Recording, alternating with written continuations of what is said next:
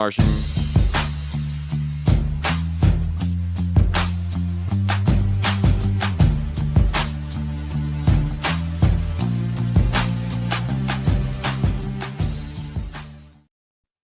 And we're back here once again with another episode of the MSK show, and this is going to be episode 197. So I hope you guys had a great day, and I hope you guys have a great rest of your week that is ahead of you. And this is episode 197 because yesterday's episode, you guys probably saw, was titled 197, but I messed up with a one-on-one. So I was supposed to have a one-on-one with Aaron Sparrow, who's a guest on Thinking Critical's YouTube channel, but he ended up getting sick. So he was like, can we do it the following Sunday? And I was like, yeah, sure. And I forgot to renumber them back to where the episodes were supposed to be.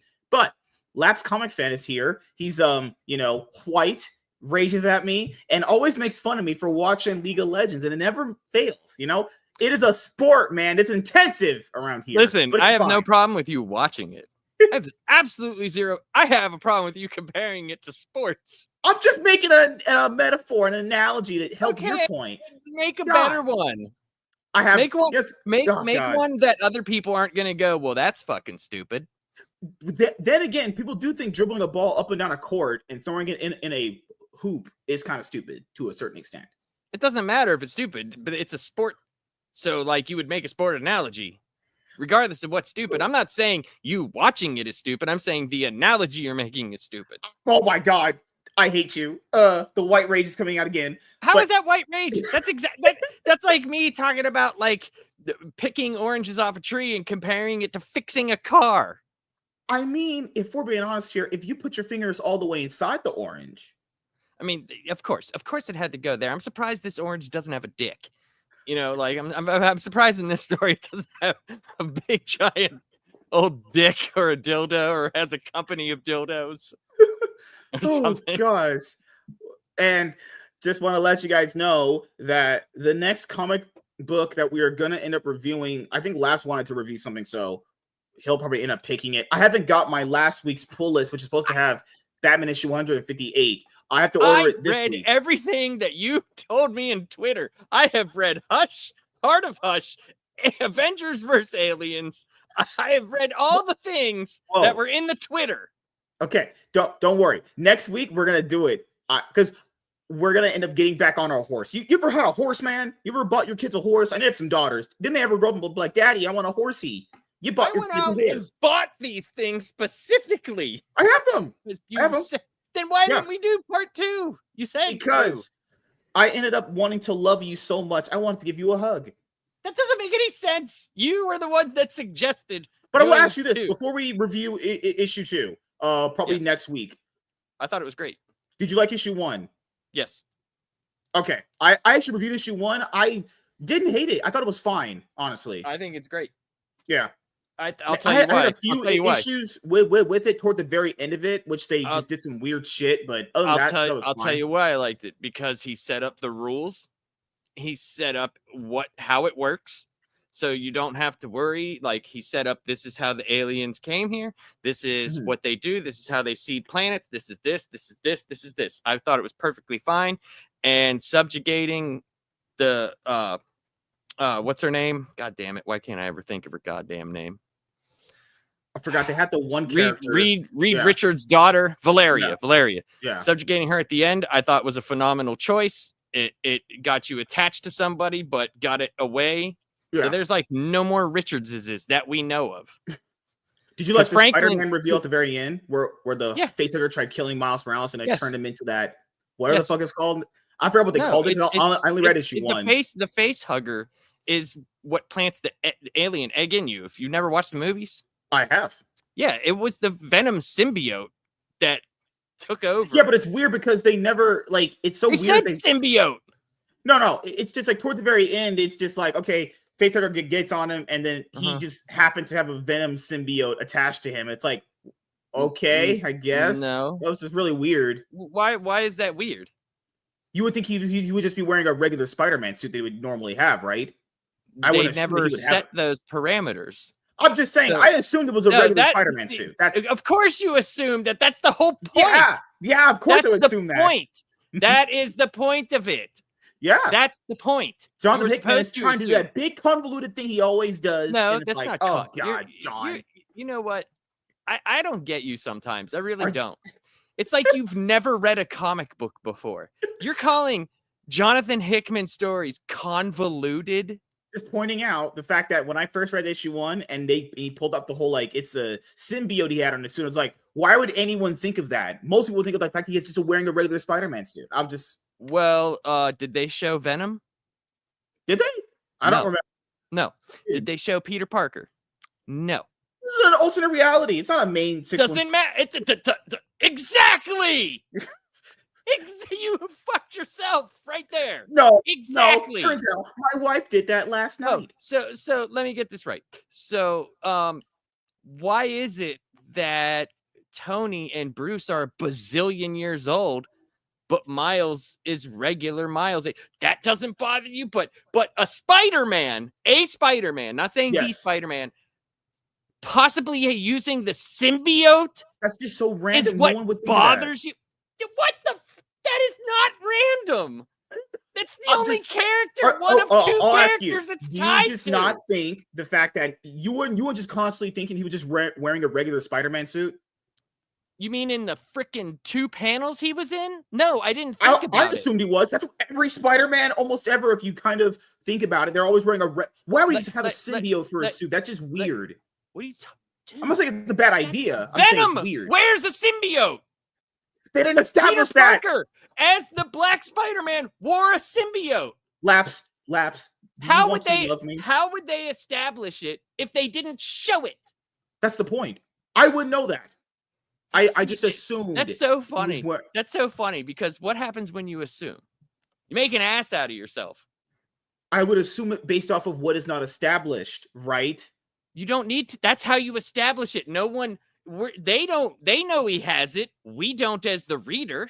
No, we didn't know as a reader. Obviously, even his teammates didn't know. They're like, "What the fuck is happening?" to this guy? So you would have rather, instead of the reveal of "Holy shit," that he's not dead, you would have rather them go, "Hey, Miles, that's quite the symbiote suit you have there." Before the face hugger got onto his face, we all assumed he was dead. Why would he not? Because you thought it was a regular suit. Thought he just got fucked by a face hugger. That he's just gonna burst out of his chest. Even with the symbiote, we didn't know whether or not he would live. They were all surprised. Even they had no idea that it would do it. They probably thought it was a regular suit. That's why they probably thought that. No, dude, they knew. Are you fucking kidding me? They've been with him for this long, and they didn't know that he had the symbiote. Are you? We wouldn't know that though. How would I have even conjured up the idea to know that? Dude, are you being serious? Is this April Fool's? You can't be this fucking stupid. You cannot be. Maybe you should. No. I would say this. Maybe you shouldn't watch my review of when I first did a review of issue 1. I did watch some of it. You did? Some of it. Okay. Maybe you shouldn't watch the end of it. No, I'm not. That dude, that doesn't make any sense what you're saying. How am I supposed to assume something that isn't there? You're not. It's a reveal. I know. What the? I would assume he's wearing a regular Spider-Man outfit. That's what we were all supposed to assume. Yeah. So I was like, wow, why the hell is he? Why would he randomly just have a Venom symbiote Spider-Man suit? So you think it's random? Have you read issues 2 or 3? I should probably do that. Oh, you should probably shut up. I should probably do that. There you go. Now you got white rage. Because I don't like Miles Morales, right? I don't care about him. But I'm saying the reveal is weird. One issue of something, and you go, huh? I wasn't supposed to know this. How am I supposed to know? Well, how you know is the fucking writer tells you, and then you read more. Yeah, that shows you've never read Hickman. No, but that's a problem, though, right? No, it's not a problem. Read more Hickman stuff, and you will totally be like, oh, okay, where's he going? Because that's not the thing. The point is, like, I'm going off this one isolated event right here before I get to book 2, right? No, dude. No. I know what you're trying to say. You just don't like Miles Morales. That's just how that happens in everything. But literally, you just don't like Miles Morales. How is that any different than in Secret Wars 2015 that God Emperor Doom was the reveal? How is that any different? How is that any different? I'll use the MCU for an example, right? So let's just utilize this. If a bad MCU movie came out, let's say pre-Phase 4, because those are pretty all terrible. Let's use Phase 1, right? If a bad Phase 1 movie came out and I went, you know what? These are some bad things in this movie. Hopefully in the sequel they fix them. But in the sequel, if they didn't fix them, you'd go, wait a minute. Okay, now these guys are just not doing anything good. These are so just far off course right now. You literally just, you're literally saying a bad MCU movie. That was not a bad comic, though. I didn't say it was. I thought the reveal is stupid. That's all you have to say. You thought the reveal was stupid. Fine. That's perfectly. Yeah, that's what I said in my review. The reveal is fine. That's fine. And it's not even the fact that it's stupid. It's just more like the average person would assume he's wearing a Spider-Man outfit. Oh my God. No shit. No shit. Yeah, so it's not the reveal's the problem. It's like, okay, that's cool. I didn't think the reveal was anything cool. It's like, okay, I thought he was dead. That's it. That's what you're supposed to think. This isn't some mind-blowing fucking reveal. Like that's what I don't understand. Like, this is not like some mind-blowing information. Yeah. Oh my God. A Spider-Man character possibly has the symbiote? Well, that's fucking nuts because they've never done that before. I'm asking, I wouldn't assume it would happen there. Just pointing out. That's why it's the reveal. You're not supposed to know. The thing is, what do I need issue 2 for? I'm just judging that off an isolated event. I don't need issue 2 for that. I'm judging it when I get to the next book. If it clears up some of the problems, then it does. That's not a problem, though. That's I didn't not say it was. Problem. You just said it would clear up some of the problems. It could. I've not read it yet to see if it does. All right, come on. We have to move past this. We got to move past this because, dude, like that's literally saying that any reveal that happens, right, and you not knowing beforehand, you're gonna go, "Well, I didn't see that coming." Well, did you think it was clever? Yes, 100%. I thought it was clever because they established that nothing they have done has ever done anything to the symbiote or to the face huggers, to the aliens themselves. Valeria tried to make a disease. She ran out of time. They have literally tried everything. They tried doing it at the eggs. They've tried doing issue one. Issue 1. When she made that disease, she didn't make it. She didn't make it. That's the point. How did she end up with the face hugger inside of her? I forgot. I haven't read that book in a while. She didn't. Honestly, it's not that she had a face hugger. The face hugger just latches onto your face. It comes off. The egg bursts out of your chest after a while. You still get up and walk around and do. Was she in the building at the time? No. What happened was this. She tried. They had tried so many different things to get rid of the aliens. Right. Yeah, she tried different diseases at different stages. They said, we have to try it at conception. We have to try it at inception. We have to try it at this. She went to steal an egg because she had an idea that if she affected the face hugger itself, when it spreads to the people, it will spread like a disease and it will kill them off. When she was in there, she said it was something stupid. She tripped and fell. And by the time that they were already on her and it laid an egg in her.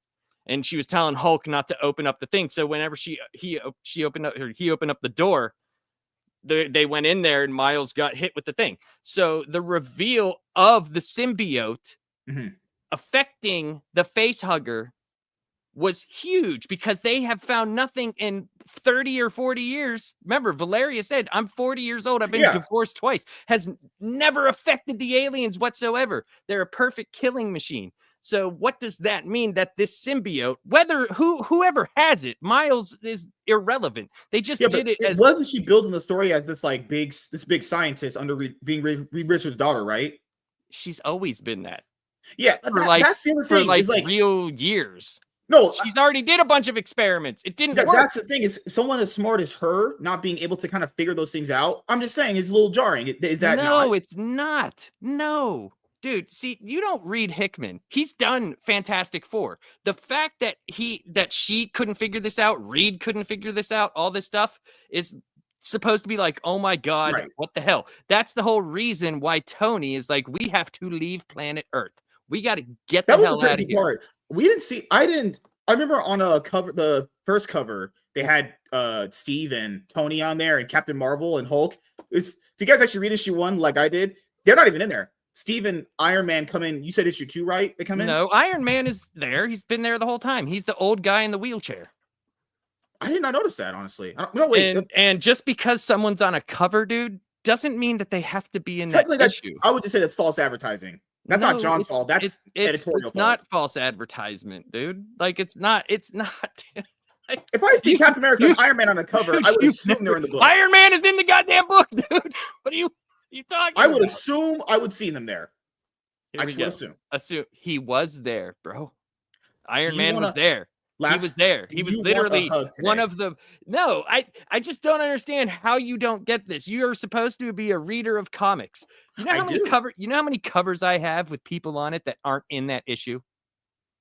Well, probably over 70,000 single. I'm just pointing out that still would not be false advertising. I'm just pointing it out. My point is that's something more assumable than what you're saying. I hate you because they've done it a shitload of times before. Doesn't make it good. Did I say it was? I said the reveal was good because of what they set up in the story, regardless of who had it. That's kind of weird. I've never thought of that. Okay, imagine this. Imagine if Hulk goes in there and it goes on his face and, oh, Hulk's got the symbiote. You would have been like, this is the dumb, but at least it's a Spider-Man. At least it's somebody who is, associated with the symbiote that's a cool itself. Idea. How would the symbiote affect the Hulk if it actually got to him? You're not the digging, symbiote. Oh my God, digging facehugger. too deep. You're digging too deep right now. I was saying, could it kill him and have a giant? No, like the facehugger. It could kill him and make a giant Hulk come out of him. That'd be no. It wouldn't be a giant Hulk. It would be a xenomorph, dude. It was a Xeno-Hulk. No, they don't take on the properties of the people. Didn't they do it in the Pred Alien? Is this the Pred Alien? I'm just based off other lore we've seen. I'm just pointing out. Jesus Christ. You're so how would you say? Is this your April Fool's to me? Is this what this is? Is it? I'm just saying, like, I've seen you say some weird stuff, some weird things. We'll just say it. But I have never seen you act this ridiculous over a stupid ass reveal. Glad you admitted it was stupid. So I'm saying that the context of what you're saying is stupid. It's a dumbass reveal in the grand scheme of things. But was it good for the book? Yes, 100%. Oh yeah.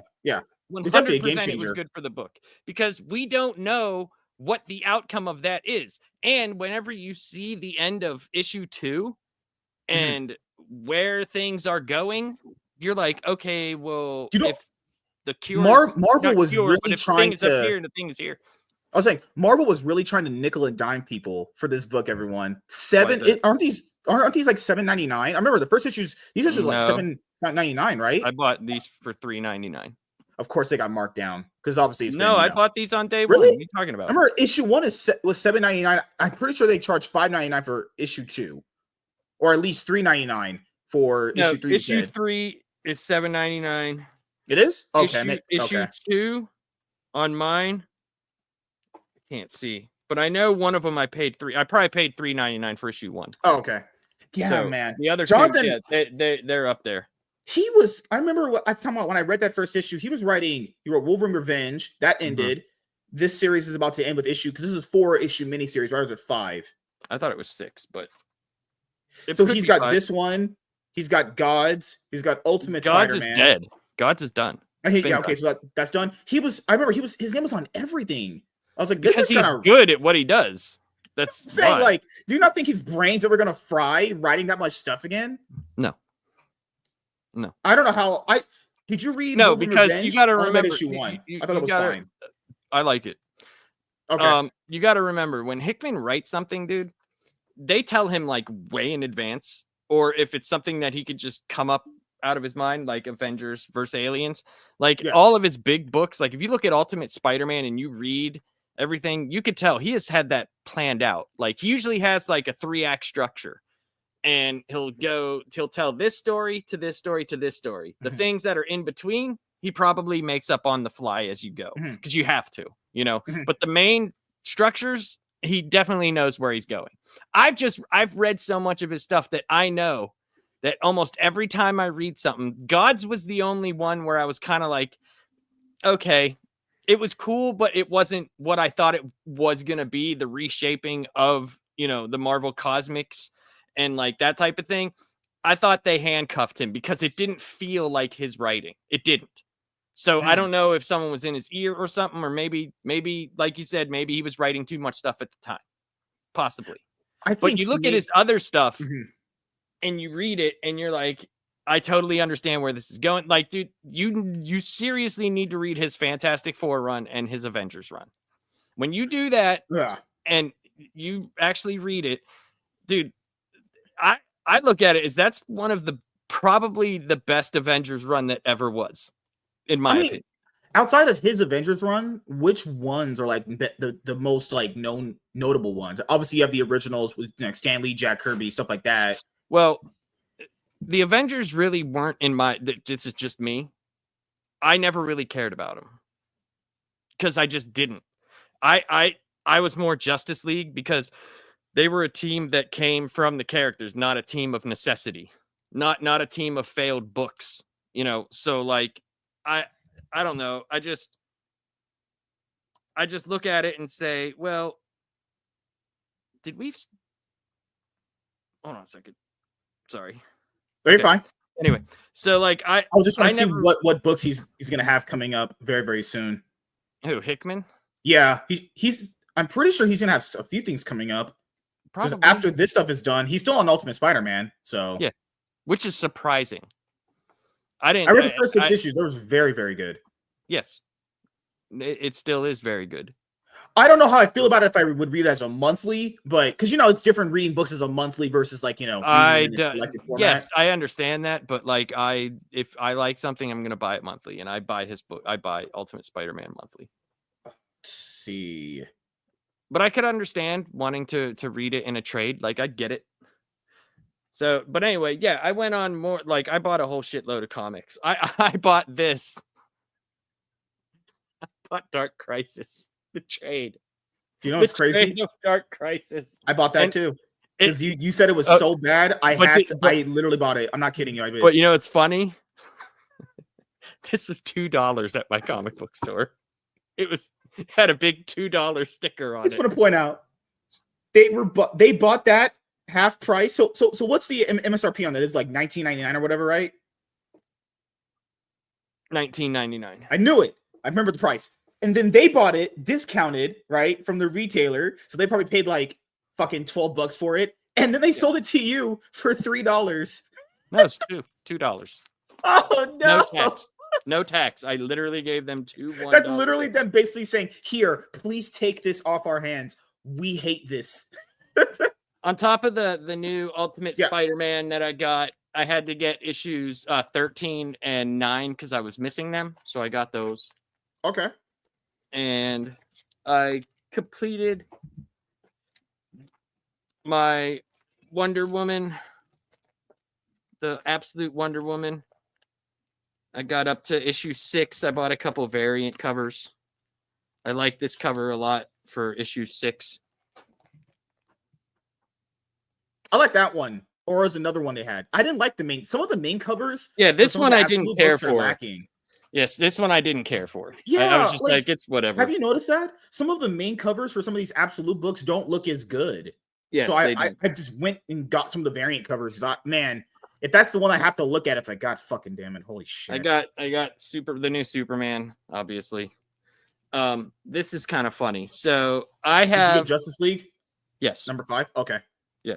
I went out and picked up one of the different covers for got that cover. Oh, that's the Ethan Young variant. That should have been the main cover. The main cover that they went with was okay. I got a bunch of the Batman covers. So I think I have 12 of these so far. I got this one for... Wait, are you going to collect all the variants that you can for 158? They just said it's just the guy. When I walk in there, he knows me. He's like, dude, I got a whole shit ton of covers if you want first dibs. I said, okay. Here's the funny one. Okay, so here's the funniest one. Here's the funniest interaction that I had, right? So they have a new girl there working the counter, right? And I saw this and I was like, this is the dumbest cover that I have ever seen. All right. Yep. Okay. What a waste of money. So this is what I said. She was like, oh man, this is my favorite cover. And I went, Mhm. Is it? She's like, what, you don't like it? I was like, well, I kind of think it's kind of ridiculous and unnecessary. She goes, well, yeah, that's the point. That's why it's cool. And I was like, no, no, no, it's just unnecessary. Sometimes things that are unnecessary are unnecessary. This is funny, dude. Just watch. So, and she goes, well, I kind of like this cover too. Don't get me wrong, because it looks like Batman's, almost killing someone. She goes, it's gory, and I'm gory as a person. That's what she said to me. And I went, are you single? And she was like, yeah, why? And I was like, makes sense. And she's like, well, I mean, I'm not like saying that like I'm into murder. And I'm just like, where is this conversation going? Right. And then the guy who owns the store, who I talk to all the time, his name's Mark, he saw like I was either in distress or getting agitated. So he comes over and he's like, hey, can I help you? Whatever. And he picks up the covers and he goes, he picks this one up and he goes, oh, I see you bought that. That cover sucks. It's totally unnecessary. The girl just looked at us and then just walked away. I'm not gonna lie. I saw that when I was browsing my comic shop to get the book for my pull list, and I saw that cover and I was like, why is DC wasting people's money on wasting money to get an artist to draw that? Oh my god, it's so funny, DC. Batman's dunking on Hush. What? You think we're like 5 years old? Who's gonna laugh at that? So I've been following the Doom stuff, so I got the the Fantastic 3 one, and then the Doom Division, and I think I got the Doom School or whatever, Doom Academy. Yeah. Let's see. Yeah, so I picked up a few of the different covers for. So I got the regular Justice League one, but they also had their different cover for number 4. I think I showed you this one before. I got that one. I thought that was pretty cool. Yeah, you showed me that one. Yeah, I remember that one. That was good. Yeah. Yeah. And then I had to pick up, since I had the Absolute Superman, I wanted to pick up a couple of the variant covers. So I got one for 2. And then 3. And then what did I get? I got one for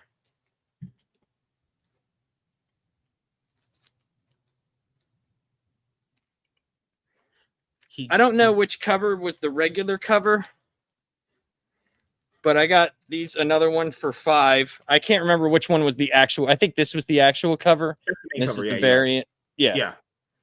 And then I got a variant for 6. Oh no, this is Wonder Woman, sorry. But those are the other covers that I picked up. And then I grabbed what else did I grab? I grabbed something. Oh yeah, I love this, dude. The Wolverine Revenge cover for issue 5. I thought was amazing. Red Band edition. You got that one? Yes. Okay. So I thought that was awesome. And like I said, one of the things that I was most pleasantly surprised with was I took a chance because they were all there. No one had grabbed one. I got Absolute Martian Manhunter, and I'm telling you, dude, I'm not joking. I swear to God, this book was actually good. Like, I'll show you, like, the regular art in it is fine. Like the regular stuff, it's perfectly fine. It's exactly what you would think. Like, see, it's fine. Like, it's not bad at all. What made you finally just want to just pull the trigger and get it? You just didn't want to. You just wanted to maybe check it out and see if it was good. No, the dude told me, he was like, dude, I was totally surprised. He was like, I did not want to read it because of that goddamn cover and the way that they drew the Martian. He's like, but the story itself is awesome. So like, I'll explain. Like, so he's in that explosion, right? And he starts like having these weird visions and stuff. So like, he's sitting here with the FBI guys because he works there, and then all of a sudden, like, this happens right here, and he can hear their thoughts and like see different things. And he's like, what the hell is going on? And like later in the comic, it's like he starts hearing more things and seeing more things. And the goofy Martian that you saw, like this thing, that's not him. That's actually a sculpture that his son made. So that's not actually him. But what was cool was he started freaking out, right? So he went to interview some of these witnesses, right? And if you see, like, the woman had the smoke stuff that he says coming out of her ears because he was hearing like her actual thoughts, but she was speaking to them. And he started breathing them in. Like he was breathing it in, and it started making him go crazy to the point where he's running down, like, and it was very trippy. Like, so like he's all like breathing in all the stuff, but he's seeing visions inside of it of like the woman's son. She saw him as like his first day of kindergarten, like all this stuff to see, like he saw her whole like memory and shit like that. So then he's running down the street trying to get away from the smoke, but like all the people, they're giving off all this stuff, right? And he's seeing it in different colors, and it's freaking him out because he has no idea what's happening. He has no clue what's happening. And then finally, near the end, it goes completely bananas, and like everybody is fucking with his brain. Everything is messing with him. So like then he has like a nervous breakdown and tries to shut everything out, and the eyes just appear to him, and he's like just holding his head, and like the eye starts forming, and like it's pretty, dude, I was surprised how good and well written it was. And what's cool is the last page, you hold it up to the light like this, and you can see it's like written backwards, and the picture is backwards. So when you hold it up to the light, there's him, you actually see what's behind it and it's cool. correctly. Okay. And he's literally on the ground in the middle of the street, freaking out while all these people are looking at him. I was surprised, dude. I thought it was good, and I am definitely going to get the next one. Never thought I would say that. Man, because I know I was instantly turned off from the art. Do you still think the art is not good, even though you read issue 1? No, the art's fine. Like it's just that picture of the Martian. That's it. Mm-hmm. The art itself is perfectly fine. There's nothing. It's not great. It's not bad or anything like that. Damn, the Dan Mora cover sold out. The one that I had in my card. Damn it. Whatever. Doesn't matter. I'll just get the main cover then. Some of these Hush variant covers are, good lord. I want you guys to see how many covers we had for this really quickly because I was trying to pull this up right now. I got the Dan Mora one. Oh, parts. Damn it. Let's go on eBay and get it then. They don't have it in my cart. All right. Give me 1 sec, everyone. I'm just setting up the topics for the show. Already have them ready to go in just a minute here. Are we live? Because you're not live on your channel. Yeah, I am. Says we are. Yeah. Okay. I couldn't see it. Give me 1 moment. I see it now. I see it. You see me? See it. You see it? Now you see me. Now you don't? No. It's a joke. Damn. No, I was making a magician joke. So, main cover. This was one of the, let's cover B, cover C, cover D. Look at all this shit. Holy crap. Hold on, go back to the first one. I'll tell you which ones I have. Okay. After the main cover. This is B. Okay. Yeah. That I have. I showed you that one. That's the latest one I picked up. I have that. I don't have that. Okay. I have that, which sucks, actually. I have that. Obviously. It's like one of the best ones. I have that. Funny DC. Batman dunking on his villain. Got that. Yeah. It's so funny, DC. Yep. Blank cover. That's like people ask why do they make these? That's for people like Lunchbox Warren. They could like put their characters on this and sell it as a variant cover on like one of their Kickstarter campaigns or some shit. Hollow variant of the main cover. The lenticular. Yeah. Did you like this design? I didn't like this. I didn't like that design at all. I did not. I thought, and I'll be honest, dude. Can I take? Maybe this is a hot take. It looks like Jim Lee did not want to draw inside the first book. It's not as good as don't get me wrong. It's still good art, but it compared before we review it, no spoilers. What would you rate 158 on a scale of 1 to 10? Just your honest opinion. Well, okay, I can't. I can't because there's so much that's left open ended. You know what I'm saying? Like, did you enjoy it? Did you think it was a little overrated? Do you think it was a little? You thought it was okay? I don't think I would. I thought it was fine. Okay. There was some cool stuff in it, but like I said, it's telling an overarching story, so it's kind of hard for me personally. Some other people can tell you straight out, oh, this was a 7 or this was a 9, but for me, I have to have more context than the setup. You know what I'm saying? Like, because if I'm going off of that, yeah, it's Hush. Infect Barbara with the symbiote or a face hugger, and then we go off. No, I'm joking. It's a joke. Inside joke, guys. This one's cool. One. This reminds me of this reminds me of the person who did the cover art for Brian Azzarello's books. I like this one. Looks really cool. Yeah. That one basically looks like in the image of the Brave and the Bold. But I was about to say it looks like Brave and the Bold stuff. Yes. Yeah. Main cover bullshit. And I have that main cover. Yeah. Good Lord. It's too many. And, remember the one we talked about with Lunchbox One in that video? Did you get the glow in the dark cover with the bat symbol? No, not yet. Yeah. Okay. I wasn't able. He didn't have it there. I grabbed every one that he had. Okay. So. Good Lord, man. Ash cans and all that stuff. No, like. You can tell in his age he doesn't really want to do interior line work anymore because do you remember like last year? It's bad. It's just compared to the first Hush. I could be wrong. I could be wrong, but the way that it looked to me, I was like, wow, this is I could tell it's Jim Lee, but like it looked rushed. Man, you remember like last year when he got in some weird controversy because he was charging like 10,000 or 20K for variant covers. I got this variant of Absolute Batman 6, which is awesome. Like, I think that's sweet. Why are they?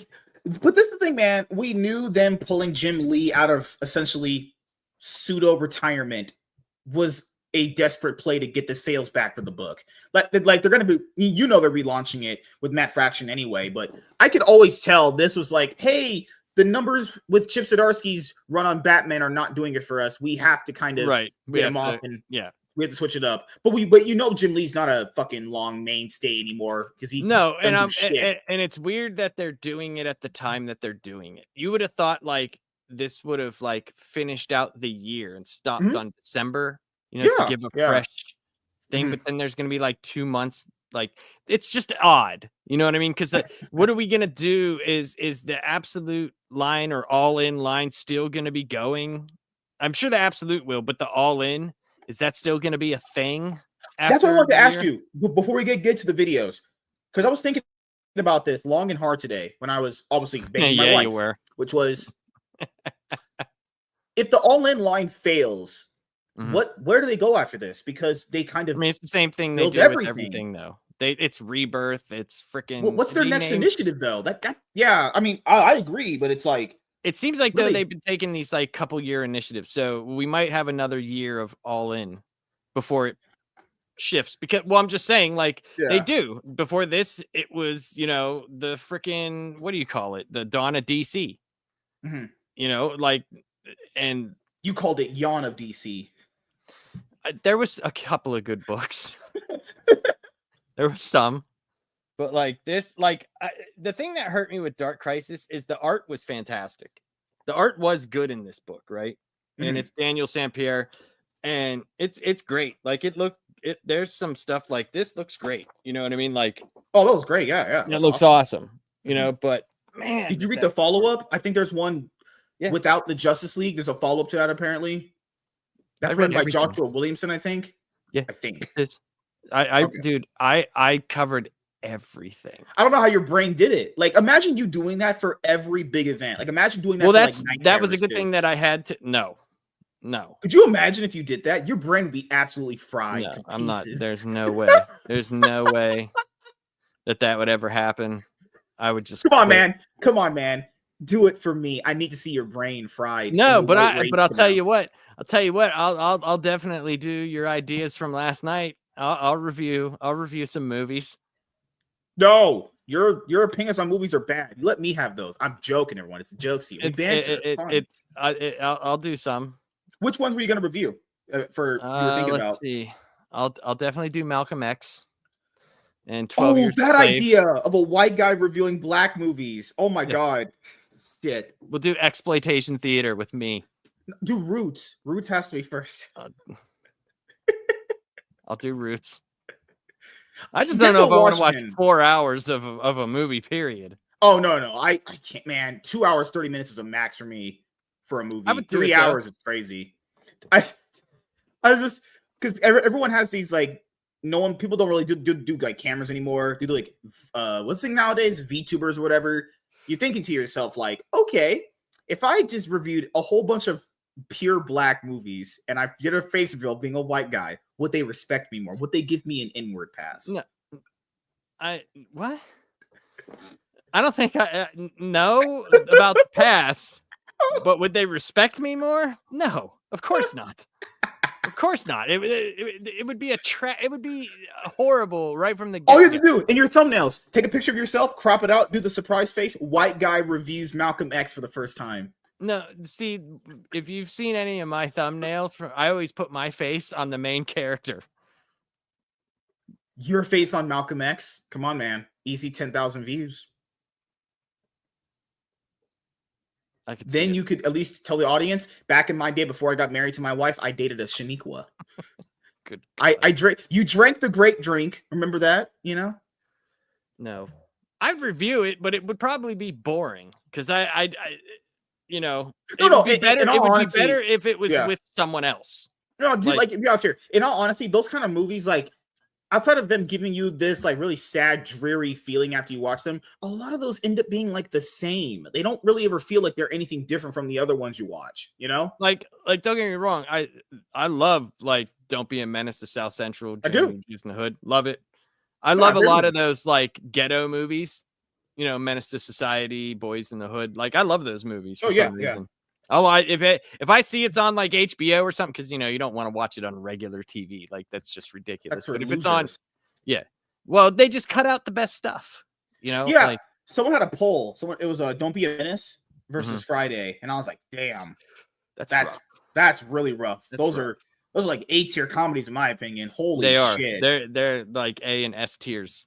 Fuck. Yeah, that's hard to do. That'd have to be I can't choose because those are just God. There's so many. That's a one where it's like both of them double feature on DVD. That's like when people tried doing that one on Twitter where it was like Mask of the Phantasm versus Under the Red Hood, and I was like, I'm not picking. I love these both. There's no way I'm absolutely picking either of these two. So I love them both.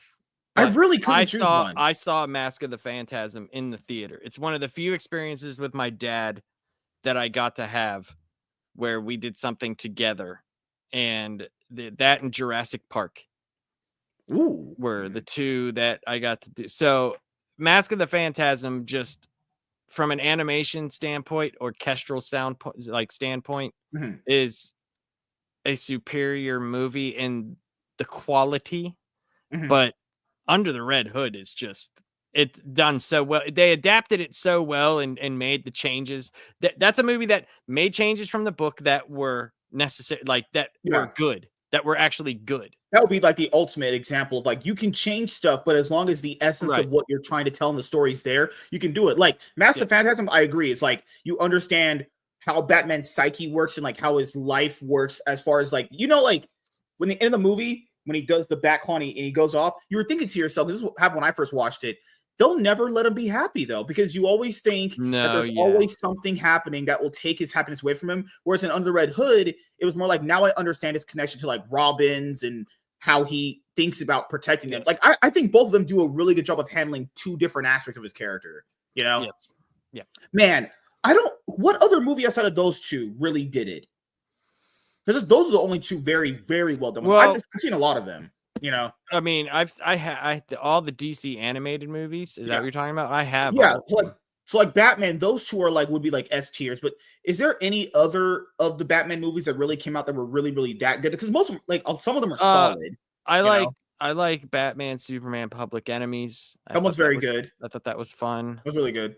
Trying to think. I like the first part of The Dark Knight Returns.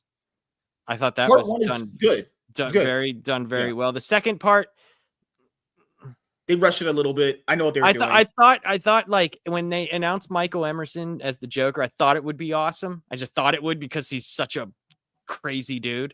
You know, does such an awesome voice, but it just didn't turn out. It's correct. From what you got on the first disc to what you got on the second, didn't seem like what we saw from the first the second one was like a completely I'll different. agree with you. I would probably put Dark Knight Returns. We're talking about like solo Batman anime movies. I'll probably put Dark Knight Returns Part 1 probably in there with under the red hood of Phantasm. Did you Part like one, Year I like. One from the movie? Okay, The book is so so much better, man. the book is a lot better, but it's also this. Mhm. It's also Frank Miller back then was actually writing good stuff, and they did it with the Dark Knight Returns Part 1. They did that so well, you know. Why couldn't they do Year One as well? I like Year One as a movie, but I like it so much more as a book. Yeah. Which other ones are there? I know you didn't like that ninja one they did. Ninja Batman. Yes, I did. I'm a sucker for that. It's a guilty pleasure. Oh, It's not that I liked it. A fourth one. That the Batman TMNT one they did. Oh, it's fantastic. That was really good. I would throw that up there as a fourth. That was so well done. That was good. I like that though. But it's so zany and they took it seriously. That's why I liked it.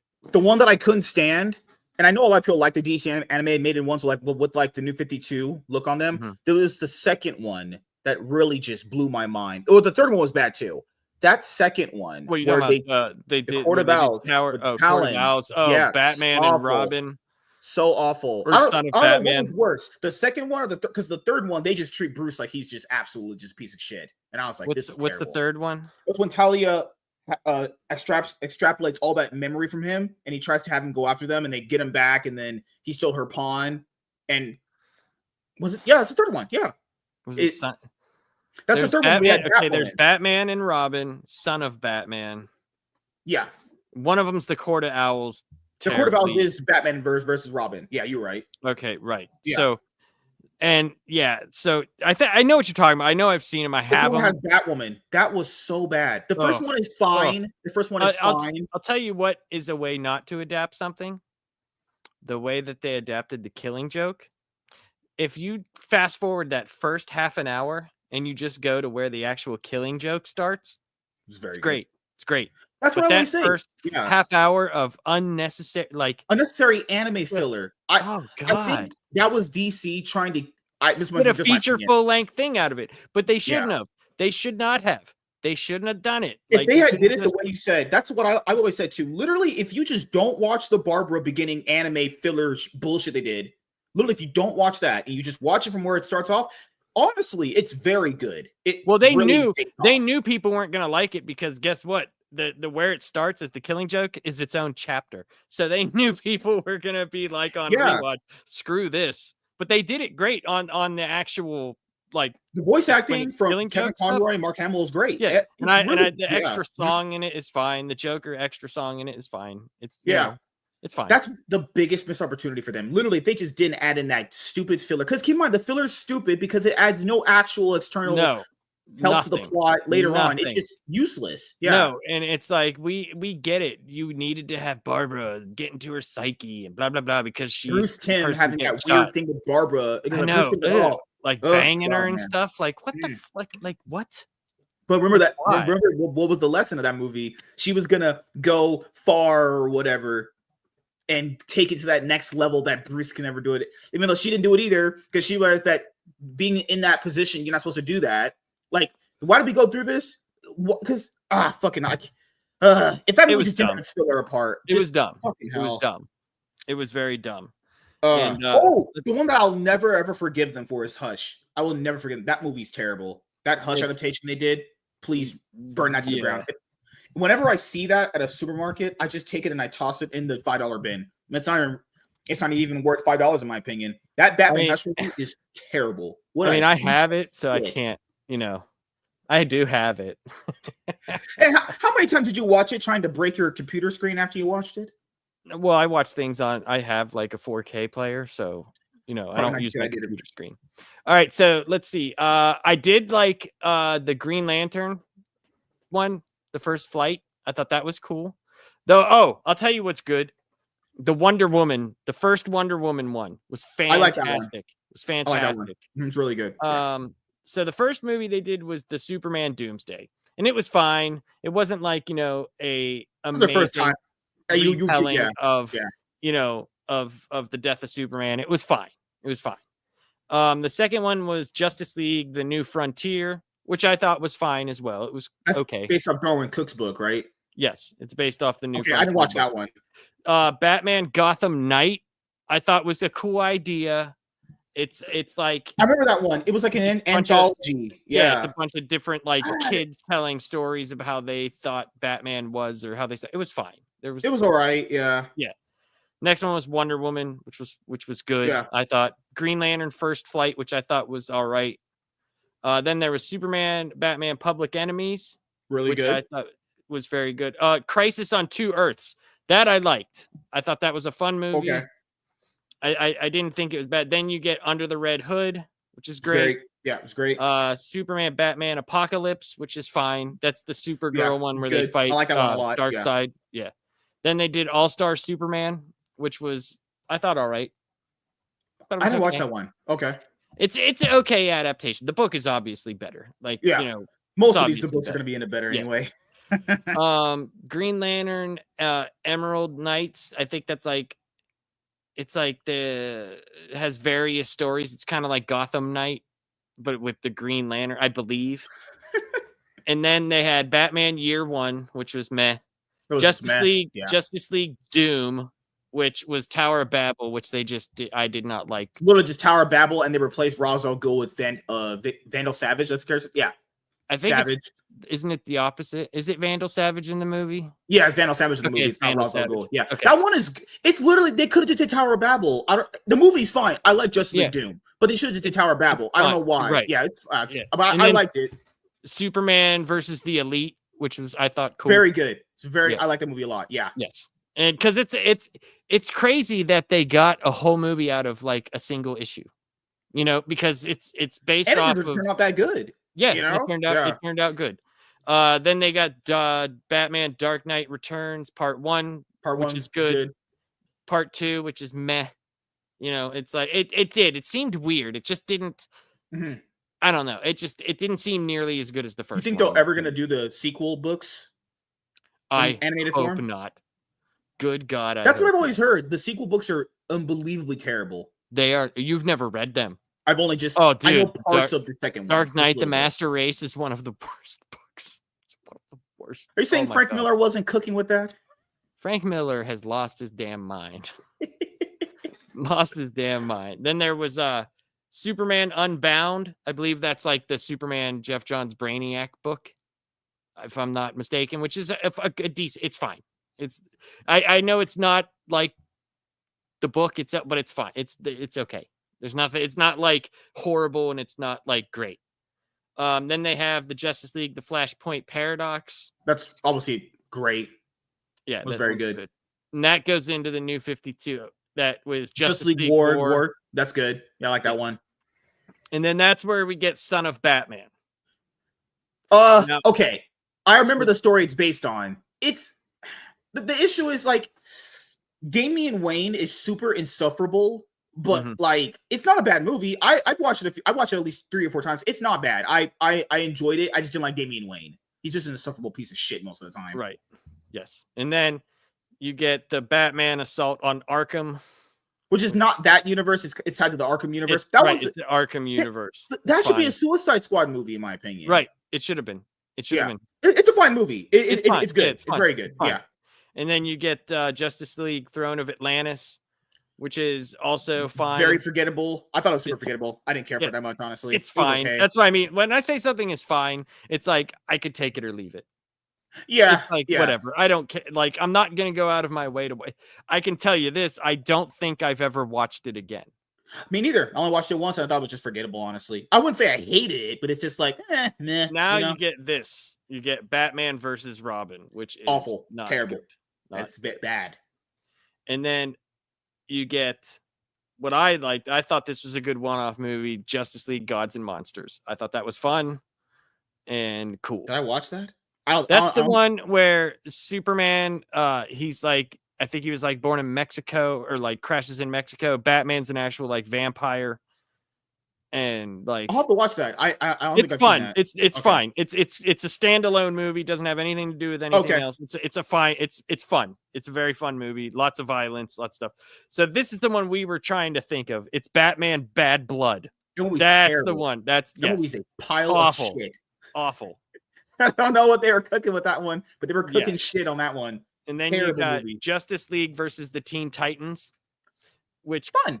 which is fine. I just wish it took place in a different spot because they built it up with the stupid amusement park, and then I was like, it's fine. I enjoyed it. I can't say I hated it. It's a fine there's movie. nothing there's nothing like horrible with it. There's nothing horrible with it. And then you get Batman the Killing Joke, like we said, fast forward the first 35 minutes and you'll be fine. The Killing Joke adaptation, great. First whatever, I don't even know what the hell that is.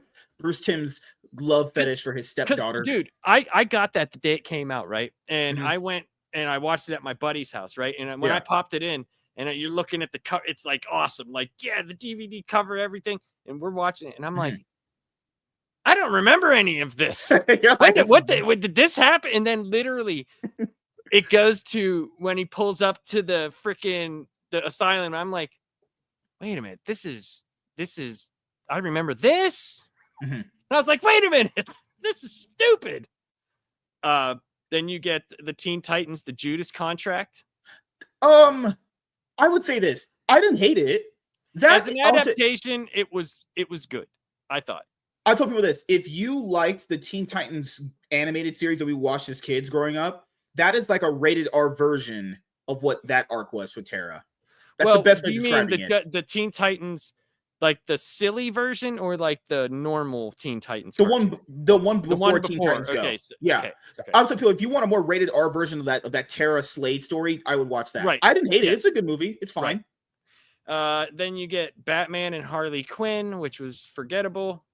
That movie's terrible. That's an actual terrible movie. It's actually dog shit. There's one good part about it, which was the musical number that they did in the bar. That's the bar. Yeah, that's the only part I really remember. Where the two villains were singing "Don't." That's one. Yes. Remember? Yeah, I like that. Yeah. And then you got Suicide Squad, Hell to Pay. Garbage. Terrible. There's only one good thing about that movie, and that is the opening scene on the train where they just splice everybody. After that, garbage.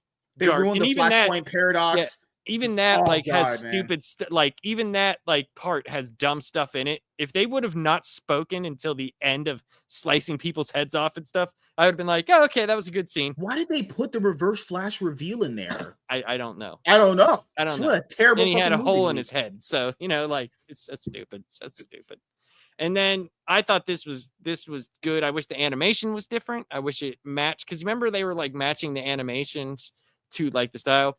The Death of Superman and the Reign of the Supermen. I watched the first one. I didn't watch the second one.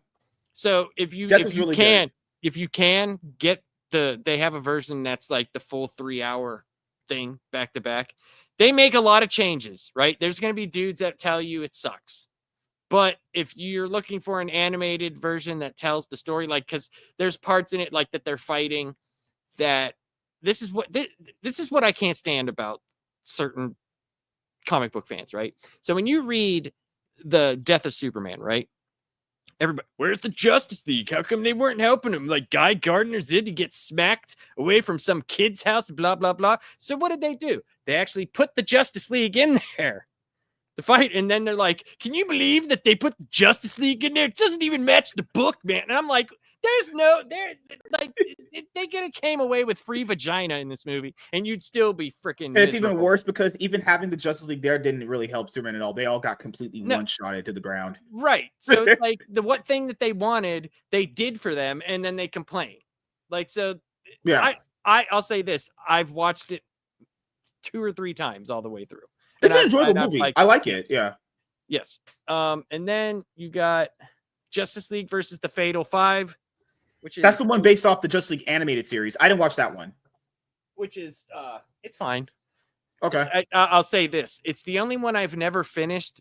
And it's because, every time my wife likes that one, right? She likes that one.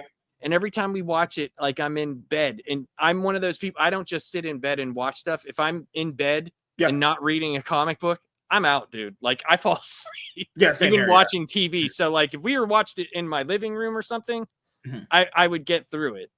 But my wife likes it, so I can't really give you an opinion on it. I can't, because I've never finished it. I was almost going to pull up and watch it. I thought it was going to be like the Justice League versus the Superman versus the Elite, but I was like, I ended up watching something different. I ended up watching the Wonder Woman movie that night, which I thought was amazing. And then we get to your favorite one, Batman Hush. No, it was not good. It's not. If I ever did a video ranting on YouTube, I would get banned for what I would say. It was disappointing, dude. It was disappointing. I'll say it's the interview that came after, which was the lady had said we changed him because we thought that everyone already read the book and we wanted to surprise people. Which is never a good idea. Which is never a good idea. Why would you, guys? Here's the equivalent of it, because I know people who are watching it are the people who read the book. This is the best way I can. So, like, you know, in Arkham Origins, people kind of rag on the whole Black Mask is secretly Joker. Yes. That one is a little bit more believable because you would believe that Joker would do that. But in Hush, it's not the same way. It's essentially like you're watching Dragon Ball Z, and at the end of the first Frieza fight with Goku when he became a Super Saiyan, Frieza takes off his mask and he goes, "I'm secretly Cell." You're going to be like, what the fuck? That's like a complete middle finger to people. That was exactly what I was thinking, by the way. Yeah. But literally, you know how stupid that would be? No, I do know what you're saying, which is funny because back in the 90s when Dragon Ball Z was first appearing on Toonami, right? I literally would watch, I think the show before it was like G Gundam or something, right? I remember that one. Yeah. What a throwback. Holy shit. And then freaking that Frieza fight, for some reason, it felt like it took like 4 months of episodes. It did. It's the longest anime fight ever. It just like every time like it would start because we would G Gundam was after. Sorry, it was after that. So that's how I saw it. I would always go to turn it on, you know, back when you had to actually change channels. And back in your day. Freaking no, dude, don't even start. You want my first television? I used to have to pull out a knob and it would go. Mine was a little small one we had on a refrigerator. Hey, at least you had one, right? We did. Yeah, Batman Hush. If I recommend it to anybody, I know the actual Hush story has a little bit of issues here and there. It's really long and has a lot of villains. That movie is trash. It's awful. It's completely terrible. Yeah. Oh, I hate it. Then we get into Wonder Woman Bloodlines, which I did not like nowhere near as much as the first Wonder Woman movie. I did not care for. I didn't care. You might like it. You might not. You know, it's not. It was one of those ones that I'm like. The first one was so good, right? That I liked. I just liked this one less. So, and I haven't read Wonder Woman Down to Earth. You know, they took stuff from, it says Wonder Woman Down to Earth, Bitter Rivals, Eyes of the Gorgon. So I haven't read any of those, so I don't know. That's the funny part about that. No one else has read them either, because no one don't tell Arkham that. He'll be like, "You guys have terrible takes." It's like, I'm sorry, I'm just pointing out facts here, man. People don't be reading Wonder Woman shit like that. So Superman Red Sun was next, which I enjoyed. That's the Elseworld story, right? Yes. Okay. And I have the book, and it is different from the book, but I still liked it. I still did. Is that the one where the Nazi puts something up his ass? No. Okay. Whew. No.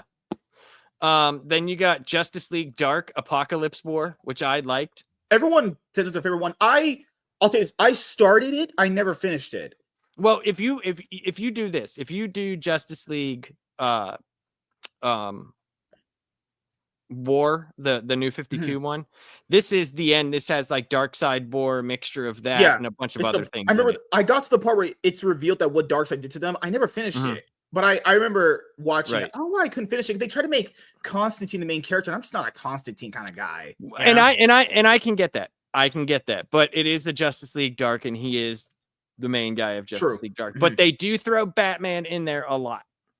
They do throw him in there a lot because I think, I'm being honest, I think that's why. Because people not knowing of Constantine, the regular movie goer. But like I said, most people who watch these movies are the people that read the books. So it's like, you know, then after that, you go to the Tomorrowverse, because after that, after that, you go to Man of Tomorrow. That one's really good. I like Man of Tomorrow. I like Man of Tomorrow. Man of Tomorrow is very good. Yeah. Batman Soul the Dragon standalone. I didn't care for it. I just thought it was like Bruce Lee Batman. It's like Karate Kid. It's like Karate Kid mixed with DC Universe. Having Batman there is really not needed, though. Right. I watched it. It's fine. There's nothing wrong with it. It's like I said, fine is take it or leave it. That's for me, I put it just forgettable. I watched it once. I probably never would rewatch it ever again. It's Okay. whatever. And then you got Justice Society World War II. I I like heard it. that was good. I like Okay. it. Okay. I like it a lot. All right, so here's a divisive one. You got Batman: The Long Halloween Part 1 and Part 2. Oh Okay. shit. Fuck. So here's the thing. I will give it this. I like the fact that the reveal is something that you can see coming, as opposed to in the book where it's like just here it is, and you're like you said, for you Mhm. with the symbiote, right, being the Mhm. reveal at the end. At least in this one, you get to see dude's wife losing her shit, right? Oh yeah. To Mhm. see where in the book she's just kind of there, not really. You don't really see much of anything of it. And it's like, oh, Mhm. that character existed, so here's the reveal. And I love The Long Halloween. It's one Oh yeah. of the seminal Batman stories, and it's great. It's got really cool art That's considered style. like what, top 5 Batman story ever Yeah, made, comic yeah, book and wise. it's Yeah. awesome. It's like Jeff Loeb's like big, it's like Yeah. Jeff his. Loeb, Tim Sale. Rest in peace, Tim Sale. He died too soon in the world. Yep. So But okay, I'll say here's part one. 1 is stronger Part than 1 is part 2. definitely that's another Yeah. thing. What's up with them in part 2s? Like Reign of the Superman was the best part 2 out of all the Maybe it part was 2s this, that because they do you had. remember when that was coming out? They split it in 2 parts. I always thought of this because then later on it came out on DVD. They like you could buy it the full edition. Right. Why not just do? I personally would have liked it if they just released the full thing at Well, once. I why they do it, because Oh yeah, they want to make yeah. But right, I I think know it what you're flows saying. better as a Because complete whole package. yes, Honestly, and that's why I waited. Like I just did the digital thing where you can like buy it for oh like yeah, $3.99. That's how I watch them at first. If I know I it's did a it on the two-part, pirate sites, allegedly. who cares? Like, so what? And and Oh, then you I ended remember up buying it after as the 2-part thing. after Long Halloween Part 2 on the DVD, you have it. They revealed that they're going to do an Injustice movie, and that Injustice Oh movie my god, is where I stopped watching them. That movie so bad. sucks so much ass. That movie stinks. Because So Injustice is next, isn't it? It's 2021. yeah, They're releasing Injustice is trash, next. horrible fucking movie. I'll say this. For people that have never read Injustice, I could see them going, "Well, this is cool. This is different." But if you've ever read Injustice, like, Your which is brain really did good. the buffering Oh, when you were dude, it trying to did. think of a It good thing to had to have. say. It had to have, because like I Movie couldn't stand it. terrible, I couldn't awful stand it. movie. That is, I'm not gonna lie. Outside of Hush, at least has some stuff from the books that is like Dude, okay. The Flash just what? Why?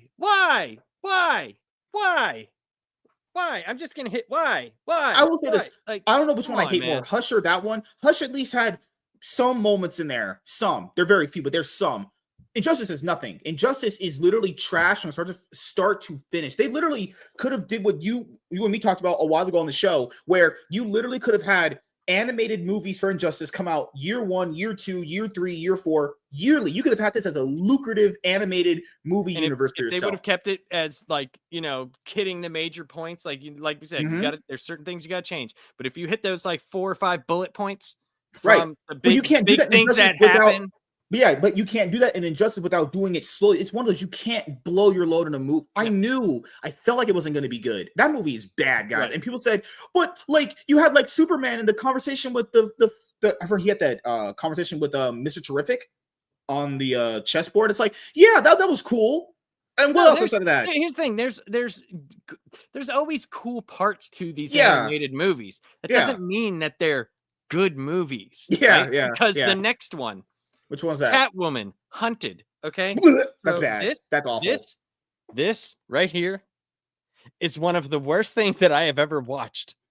It They is try to so tie bad. in the Young Justice to it. I remember I watched it. It's not They good. tried to make it like 70s exploitation music. Like it was so stupid. But hey, man, 3D. Remember that? Whatever. Remember that 3D limo that Black Mask was chasing her in? Yes, it's so stupid. Man. All right, so then you get another one that I was very upset with. You get the Green Lantern, Beware My Power. Oh, I remember. Okay, so I didn't watch it, but I remember the reveal. It was revealed that Hal was the main villain of the movie. They did Parallax, right? That's what they were supposed to do. Yeah. But it was nothing. It was nothing like Emerald Twilight. before we wrap up here, before we get to the topics, I want to ask you this before we go on your Yes. last ones. Did you like the animation of those Tomorrowverse movies where they felt like Archer animation? Some of them, yeah, some of it was okay, but I think it only worked on Batman. He looked fine. I thought I thought the Superman one, the Man of Tomorrow, I thought it was good. I thought that was good. But no, I did not like, because it was such a stark difference than what we got before. Like with even if you didn't like some of the New 52 stuff, right? The designs in the movies were really great. Good. It looked great. Yeah. Yes. And I was wondering, why haven't we done any Rebirth stuff? Like, what the hell? Like, because they could, dude, they seriously though, they could literally do the whole Dr. Manhattan thing. They could do the freaking button. They could do all of that stuff. And it could be good. And then they came out with, we'll go through here real quick. Okay. No, wait. This I was so surprised with. I love this movie. It's Batman and Superman Battle of the Super Sons. I loved it. It was like this 3D style animation, and it was really good. I loved it. I remember the trailers. I watched the trailers. It felt like it was super wholesome. I don't know why I never got around to watching it. Go watch it. Go watch it, dude. You will like it. I promise you. You will like it. Would you say that's the last one they released that was good in that? Let me see.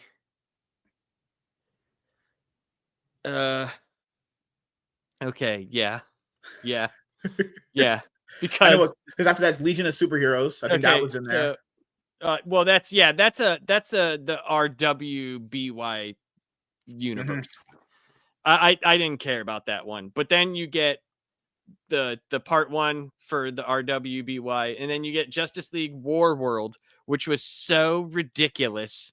It was so ridiculous, dude. Why didn't they just do the story by Philip Kennedy Johnson? I don't know, dude. Watching them all be not who they were and like meet up at like a freaking Twilight Zone coffee shop, and the FBI's chasing them, and then Batman's like He-Man, and I'm just like, what is this? What is happening?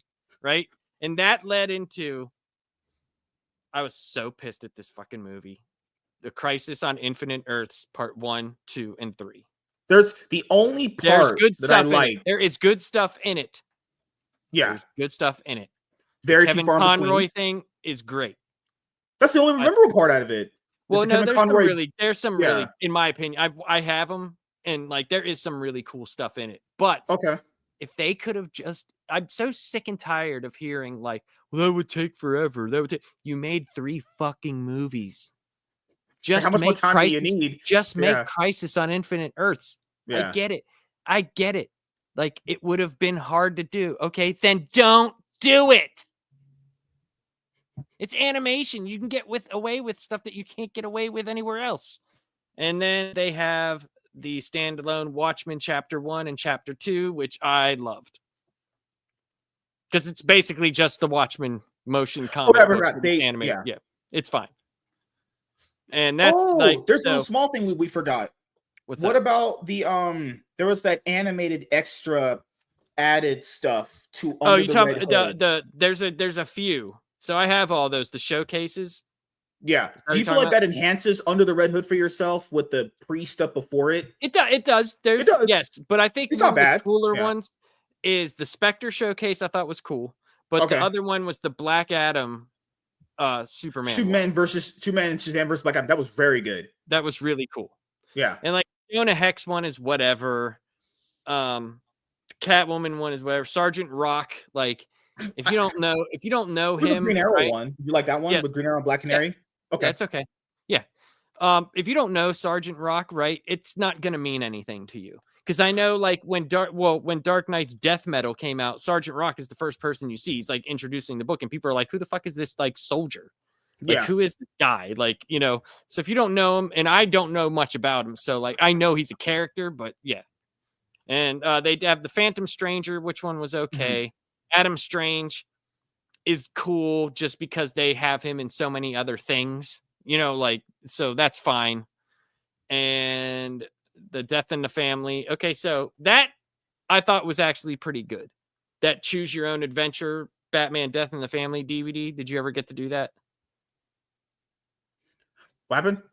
The Batman Death in the Family DVD, where you get to like choose what happens next. So you get to see all the interactive scenes on YouTube. I saw Oh, they were the Joker stuff to Mhm. Jason Todd. Like I feel like that was one where they did such a good job honoring the Under the Red Hood movie with a lot Mhm. of those. The Yeah. scenes with Joker and Batman before it, all those certain things happen, like the part where Joker is taunting Jason about, fucking what he did to him. Oh Yes. God. So I liked it. I enjoyed it. Do you think the thing is with James Gunn now, Right. he said that they're basically going to have everything combined with animation, live action, animation, TV, and all that stuff. We won't be getting that stuff anymore. It feels like that's the end of an era with Crisis on Infinite Earths Part 3. It feels like that era of DC animation is over now. They'll still make them. They have to. I would They have think to. they still would. They would. It might just not. It's not that. It's with Or at James least do Gunn, Black Label stuff, at least. or just do like like Rebirth. Do the old initiatives. Like that's fine. That's fine. This would make it more to where they could actually make them exactly the way that the comics are. Not exactly, but you know what I'm saying. Like more true to the comics, since they don't have to have anything to do with what he's doing. I think that sucks if they don't, because if you're pigeonholing freaking the whole thing where people have to freaking watch cartoons and fucking this and this and this and this and this just to get your movies, fuck out of here. Like, I understand he wants synergy, but people kind of like that some stuff is separate. Like, I would keep the animated movies separate, or at least if you're going to make animated stuff, can you still, because he's talked about doing Black Label stuff, then why can't we still have that universe exist? Like, make it, like you said, make it a Rebirth universe and keep going with that. But I understand the brands never had synergy. People have always said the animated stuff's better, so he wants to make sure to incorporate that. I fully get it. I fully get it from a fan But point it's of view. better because it's telling stories that already exist. If you're gonna make stories out of the stuff that we don't know, like who's watching Creature Commandos? I didn't. Dude, you know I'm a huge DC fan, right? Mm-hmm. I haven't watched that shit. Not an episode. You're a huge DC fan? I would not notice that from your background. But it like, blew my mind. So like, I haven't even watched that shit. I love James Gunn, and I haven't watched it either. I was gonna watch it before Superman to kind of keep it in order in my brain, but that's when I'll watch it. I told myself I was gonna watch it before Superman drops, so I'll got a few more months before. I mean, we're getting close though. It's getting close. It's coming up. Just like when I was having sex with my wife, she's gonna blow her load. Well, it's only like 3 months away. Are you saying I'm black? Nevertheless, sure. Let's have some fun here. Hey everyone, I am MSK, aka Master Swag King, coming at you guys today with another video. And if you guys are returning viewers or new viewers, then please consider subscribing to the channel if you have not already. Leave a like on this video if you enjoyed it and comment down below. Also, make sure you guys hit the notification bell. That way you guys can get notified on whenever I upload a brand new video. And in today's video, we are going to be talking about the brand new Captain America ongoing comic book series coming out of Marvel Comics, coming out later on this year, and it will be written by one of Laps Comics fans' favorite writers, Chip Zdarsky. I'm not kidding you. I don't have a problem. I only have a problem with the freaking failsafe and that goddamn Batman of Zur-En-Arrh. I hated that shit, but I liked his Daredevil run, like the Devil's Run. I thought it was good. So Chip Zdarsky, as you guys know, is a comic book writer that has written a lot of good stuff for a lot of people. Obviously, his credits are through the roof. He's Sex Criminals, Batman, Spider-Man Life Story, Peter Parker, the Spectacular Spider-Man, Daredevil, Howard the Duck, Jughead. This guy's worked at Image Comics, DC Comics, Marvel Comics. This guy's pretty known for a lot of people. It's just really weird that we're going to be getting a new Captain America ongoing comic book series from Marvel Comics being written by a Canadian. Because, you know, he's Canadian. He's not American. And well, he's North American. You got me there. Yeah, okay. Maybe it's Captain North America. Captain Maple Leaf. What is Canada known for outside of, like, maple syrup, mooses, and leaves? Well, Canada does lead the world in being right above the United States. So there is that going for them. They are number one in that. But as of recent, because Labs Comic Fan explained this, he had the Daredevil run. A lot of people like that. But his Batman run, you know, if you kind of look up how people think about it online, it's very divisive. And his last recent Batman run was from Batman issues 153 to 157. He's off the book. And you can tell from his comments off of his Substack, he was not very happy with being kicked off the main Batman ongoing series. But hey, buddy, Chip, I know you guys in the industry watch these videos. The sales plummeted for your book, and you can't have that for a main Batman ongoing series. You can't. It's just not acceptable. It cannot go out of the top 10. It can't go out of the top 5. That shit went to 15. Guys, that's not acceptable for Batman. Batman got to be with Spider-Man. They got to be in top 5 competing. That was always like, for how long was it Batman and Spider-Man were either 1 and 2 for ever? How long? Like, you just kind of know them to be like, I mean, it was more Spider-Man than Batman, but there were times where Batman was there. And when you write stuff to the point where like guys like me who have been obviously reading the shit out of Batman start going, I'm going to get it, but am I going to read it or am I just having it to have it?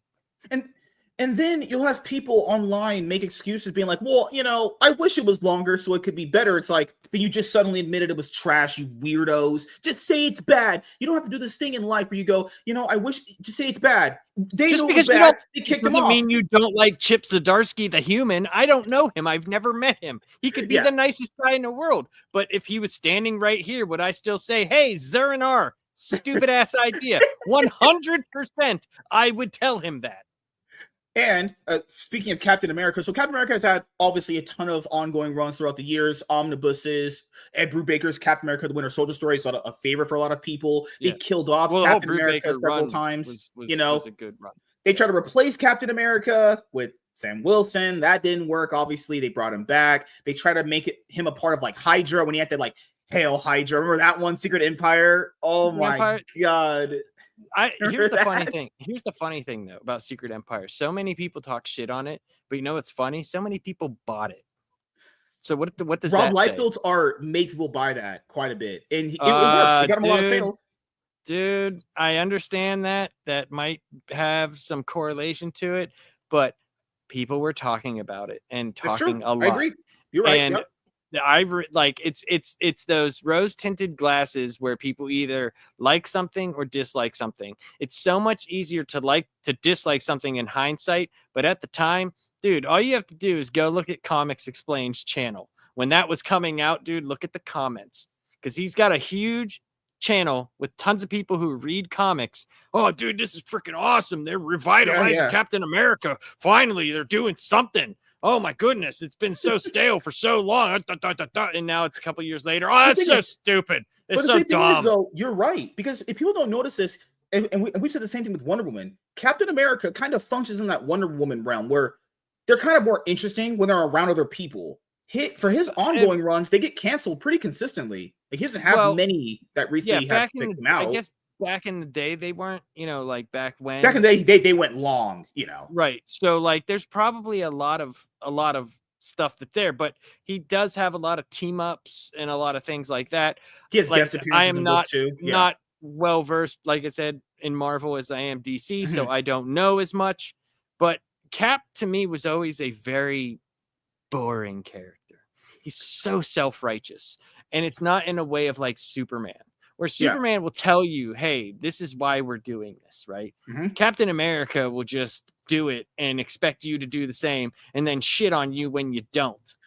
Because recently they had his run with J. Michael Straczynski. As you guys know, he did that Thor run you guys like a lot. He was the person that wrote the One More Bad Day story. But let's be honest here, that was more Joe Quesada that probably made him do that. But the recent run... No, there's guys that write good stuff, but there's also guys that write shitty things. You know what I mean? It just happens. It just happens. That recent Captain America run with J. Michael Straczynski, that didn't really go that long, guys. It went up to 15 issues. It had 2 trades. I actually own the trades over there.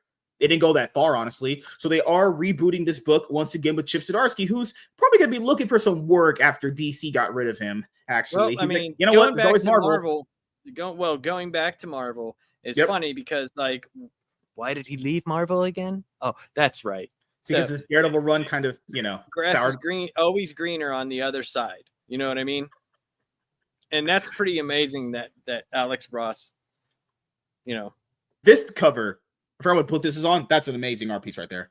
But this thing is, when we talked about this with Wonder Woman and Captain America, how do you make these characters have interesting arcs that last up to maybe 30, 40 plus issues? It's like you said, you got to have them have a good writer on it, a writer that can basically take things that haven't been done and make them a story that feels like it could just organically grow over time. But we'll see how this one goes. Captain America is getting a new costume that makes a rare change to his logo. Over the past 80 years since his World War II debut, Captain America has remained largely unchanged. Steve Rogers was created as a symbol of justice, freedom, and doing the right thing, values that still define him to today. Well, that's not most people at Marvel Comics, though, but I digress. However, an upcoming comic is set to reveal a new side of Captain America. Captain America has donned many different uniforms over the years, both in the comics and in the MCU. One of his more popular outfits, the navy blue stealth suit, debuted in the 2014 film Captain America: The Winter Soldier. It's a very, very good movie. Arguably, you could say the best MCU movie next to Civil War, in my opinion. Those are my two favorites. Would be those two. Unlike his classic stars and stripes based uniforms, which typically feature some variation of a cowl or helmet, the stealth suit sports a single silver star on the chest with 3 matching silver stripes on either side. The darker, sleeker designs enable Steve to carry out covert operations without drawing too much attention as a world-famous superhero. And that's what his new look's going to look like. What? The one on the right? For sure it's this one, yeah. That looks like shit. Wow. That looks terrible. Who drew that? It could just be concept art. Well, they better get a refund for that paycheck. 11 years after the stealth suit debuted in Captain America: The Winter Soldier, an upcoming comic series is bringing back a variation of the tactical outfit. The recently announced Captain America series, written by Chip Zdarsky with art by Valerio Scinti, is set to debut in July. Upon the announcement, Scinti's promotional designs were released, giving fans a sneak peek at the new outfits, and the comic has in store for Steve Rogers. Scinti's stealth suit differs from the MCU version in a few key and exciting ways. The stealth suit in Zdarsky's and Scinti's Captain America comic appears to be composed of 2 pieces: dark black army-esque cargo pants and a lighter blue long sleeve topped with attached tactical gloves. Steve's boots match the light blue of the top with hints of red embellishments that are incorporated throughout the rest of the suit. The star on his chest is dark black with a red outline, presumably allowing Steve to be less visible under the cover of darkness, topping off the look in a blue helmet that leaves only the lower portion of his face visible. And that's what the main cover looks like for Chip Zdarsky and Valerio Scinti's upcoming Captain America comic book series. There is no N there, so it's not Scinti. I believe it's Valerio Schiti. I don't know. It sounds Italian, but there's no N, so no Scinti. Love you. Valerio Shitty.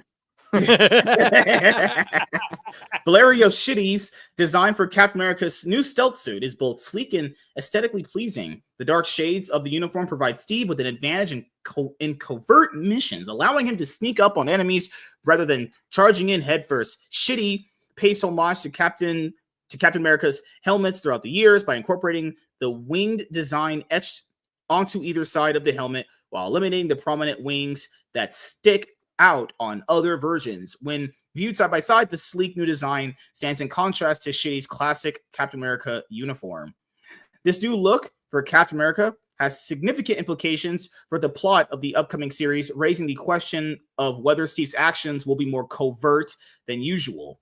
With the announcement of the Zdarsky's series, it was revealed that the story will take place during a time period in Steve's history that has not yet been explored. Captain America will focus on Steve's time after emerging from the ice before he joined the Avengers, depicting him as he adjusts to his lost years and re-enters the battle, this time against a young Doctor Doom. Captain America #1 will be available on July 2nd, 2025 from Marvel Comics. Well, I think that's going to be interesting to see if, since we all know Chip Zdarsky likes his side things, I wonder if he'll bring back the Doctor Doom of Zur-En-Arrh, and he'll make it, not Doctor Doom, because why would we need that? That doesn't do anything, And how about Marvel using Doctor Doom like crazy all of a sudden?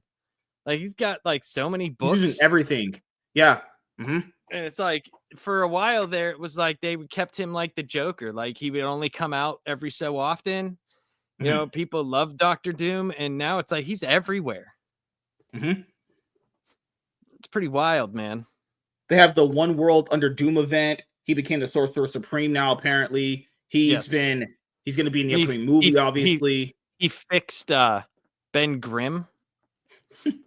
What he did, like they made it this big deal. He was like, you know, Richards, and I love the way, like, I think Hickman writes Doom's dialogue the best. That's just my opinion.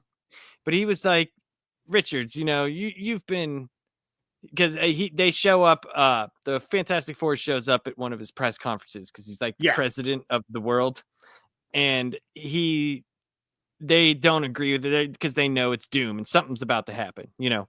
And they're basically like, well, you know, Doom, you're gonna do something. And he's like, you know, you say you're friends with Ben Grimm, and you say that I'm not doing things for, you know, the benefit of people. And you've been trying to fix him for how many years? And he just like snaps his fingers or whatever, and then Ben turns into a regular person. So I don't know if this is a page from the new book, but that looks okay. It's fine, honestly. Yeah, I don't know. Good Lord. In its advanced solicitation for the upcoming Captain America #1, Marvel wrote, declassifying Steve Rogers' first mission after re-enlisting in the U.S. Army. The story sees Captain America tasked with infiltrating Latveria, leading to his previously untold first encounter with Dr. Doom. Good Lord, man. Is that what we have to do? We have to basically just go in the past and just kind of dig up things that were never told just to get sales now for Marvel? That's what they have to do?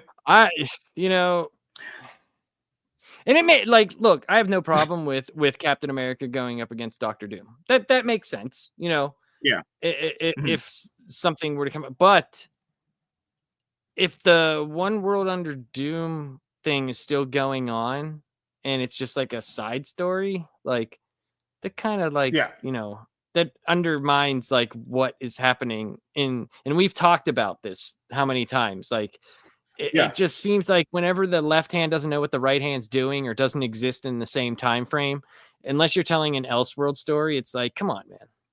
Like, are you saying that I masturbate too much? No. What? Dude, you set me up for that one. Come on, man. With what? By saying left hand and right hand? Man, you don't get my humor. God damn it.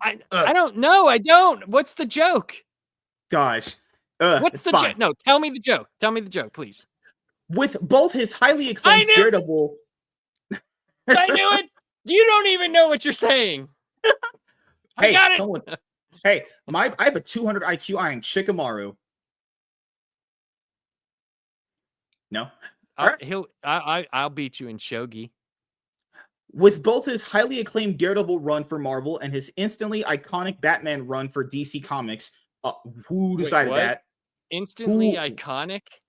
His run just ended, guys, in about last month when we're doing this video. Instantly iconic? What? Wait a minute. When Batman was in space breathing? What? When he free-falled back to Earth? Chip Zdarsky's Batman run, okay, guys, just want to point it out here, will not be remembered from everything that I've seen so far for spoilers that I've seen throughout his run, throughout his time on Batman. That is not going to be talked about like Court of Owls. Let's just say that, because that was the last like Batman story that everyone kind of remembers that was really, really good. Yeah, that is not going to be on that level. This will be one of the most forgettable Batman runs, arguably not as divisive as Tom King's, probably. No, because Tom King had, dude, put it this way, he didn't even get as many issues as Tom King. Nowhere near. True. That should tell you all you need to know. Like, when you do a top 10 Batman best comic book stories of all time, Chip Zdarsky's will not be in there for anyone unless you just literally love this man. Unless you like, you know, his stuff. Now, Jimenez's art might be up there. Yeah. And I'm hoping that Matt Fraction does a good job. I really am, because dude, I have endured too much Batman that sucks for so long. Please. It's like a jaded ex. It's been going on so long that the beatings keep happening, but I love him. They're just it's just damn it. God damn it. Why are you? You sound like a battered wife who gets beaten by her husband. I'm not making any more sandwiches. Please just stop. Stop it. Chip Zdarsky's not making sandwiches either. Apparently, he's unemployed. Sorry, too No, soon. he's instantly iconic. Which just concluded last year. Zdarsky has made a name for himself as an envelope-pushing comic book creator, one who was willing and able to redefine the most iconic superheroes each publisher has to offer in refreshing and engaging ways. It seems to be fair for readers to expect the same for his new Captain America book. And starting off with an early career Steve Rogers seems like a creative choice designed to do exactly that. No, that's just Marvel going, hey, we can't sell this guy in the modern era because our politics probably ruined the way this character is. So you probably do have to go back in the past to make him look good. Yeah, it's sad though, isn't it? Isn't it sad man, that you can't like America? Yeah, the people that have a character called Captain America don't like America, and they have a Canadian writing Captain America. It's like you're just not allowed to like it, and it's crazy. It's so bizarre, like all the crazy people with their protests right now. No, and true. It's like I saw this one person. They were like, "Can't you see that people are upset?" And it's like, people are upset all the time. We didn't go into the streets and start keying people's cars because it was made by someone you don't like. I know we're not here to talk about that, but on this video, I'll say this. If you go up and vandalize someone's car, let's just say you kind of blow it up, hypothetically speaking, in Minecraft, you're a criminal. You should be in jail. That's all I'll say about that one. You go up and key someone's car, you should be in prison. You can't, you know, it's crazy. Under the law, you can't vandalize people's property. That's literally a thing. Apparently, people tell you about you should follow the law and these people avoid the law. Yeah, you don't do that. Yeah, that's just God. There was one that I saw. Isn't it weird that these are the where people one of the guys keyed a disabled lady's Tesla?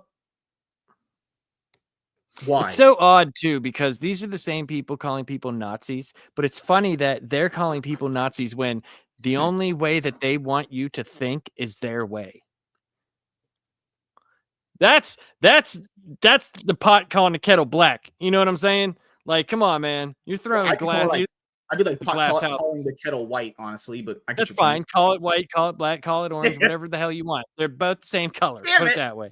My chance to be a white guy. Don't worry, dude. You're white.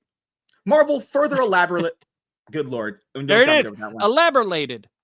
Marvel further elaborated on the Captain America relaunch. What are we going to say? Hey, our last run with Michael Straczynski lasted 15 issues because we don't know what the fuck to do with this character. Don't worry, guys. I'll summarize it up for you. But all jokes aside, Marvel further elaborated on the Captain America relaunch, confirming that the series will start in the past, but it won't stay there, and that the events of the debut arc will have implications in the present day for its characters, heroes, and villains alike. Okay, interesting. But, Lord Marvel. Okay, I'll ask you closing thoughts on this.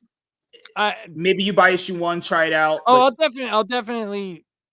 It's a legend character. I will buy a couple of issues. I usually buy more than one, just because the first issue could be bad. You know. Yeah. I'll buy like the first 2. If I'm not with it by 3, then probably just give up on it. Yeah. Oh, I'll do the same thing. Yeah, that's my final thoughts. And it's like, I heard Chip Zdarsky stuff usually starts off decent and then it kind of goes off the rails. So it has to be questioned, like, is that editorial interference constantly, or is that just him just not knowing what to do? It could be because like his Daredevil run was I thought it was cool. I thought it was cool until the female Daredevil stepped in. And it's not because she's a female. It has nothing to do with that. It's because how it happened was just kind of like, okay, there she is in all her glory. And that was it. It was like there was really no rhyme or reason to it. And I could be misremembering, but I did read that not that long ago. Yeah, and the other thing to bring up here, guys, they're relaunching Captain America and Spider-Man. Both are going to have new #1s coming out relatively close to each other. Marvel, you don't always have to relaunch. Stop, get to a different team of people. Okay? What do you? I mean, me personally, like I would much rather have an issue like 900 or 500 and something. Same here. Than another random #1 that you know you're not going to get 6 more of. You know, Like, wouldn't you? Because like I don't know if people know this, when you invest this much into a character and you get that book collectively with other people that you don't know all the way up to like 60, 50 issues, that means something. But no, Dude. Marvel Comics is just addicted to renumbering and relettering because they're just fucking retarded most of the time. The House of No Ideas is going to relaunch Captain America yet again in 2025 with a new #1. And when this book sales drop off the face of the earth, what are they going to do? We know this is going to drop off the face of the earth. Captain America sales usually plummet after like the first 5 usually. What are they going to tell Chip? Oh, sorry, Chip. You just have to write 5-issue arcs because that's the same. That's what we do with Scarlet Witch. Scarlet Witch only just has 5 issues for arcs because she can't sell an ongoing series to save her life. But nevertheless, we'll see how this new Captain America relaunch goes with the Amazing Spider-Man one. So thank you guys for checking out this video. If you guys have, like, what do I usually say at the end of these videos? Oh, thank you guys for checking out this video. If you guys are returning viewers or new viewers, then please consider subscribing to the channel if you have not already. Leave a like on this video if you enjoyed it. Comment down below. Also, make sure you guys hit the notification bell. That way you guys can get notified on whenever I upload a brand new video or go live. I'm MSK, aka Master Swag King, and we're going to sign out, guys. See you guys later. Peace. And now for our final topic after this is something that Laps likes, DC. But see, like, the things like with, you said, like, the bigger freaking numbers. Like, I know where all of my, like, Detective Comics 1000, you know. Great art right there from Jim Lee on the Superman one. You know, the Superman. Oh, that was beautiful. I love that one. The Wonder Woman 750, you know, like, and the Flash 750. I'm just saying, like, I know right where they are, like, and those are huge numbers, and that's cool. I have 2 the Action Comics 1000, you know. I have the hardcovers, the big books where they did the whole anthologies to all those. Those are amazing. I love those. Well, give me 1 second, everyone. Give me 1 sec. Let me make sure I have this up here really quickly. ATMP, because I know he likes the stuff of DC, and we're gonna make sure we have it here. How did you like Ultimate Wolverine? The first issue, yes, I thought it was very good. Did you read issue 2 and 3? I'm reading issue 2 with Warren. I think we're doing that Thursday this week. I have issues 2 and 3. I just haven't read them yet. I didn't know. Did you like issue 1? Yeah, it was all right. It was okay. Yeah. Do you feel like you read issue 2? Did you like it? No, I said I did not read issue 2 or 3. I have them. My brain is fried. You're right.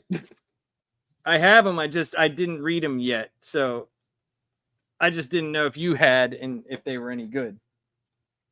1 second here. I still think it's funny, man. When I walked right into the comic book store and the first thing I see is Dark Crisis for $2. Like, it was staring me in the face, and I said, should I buy 2 of them and light one on fire?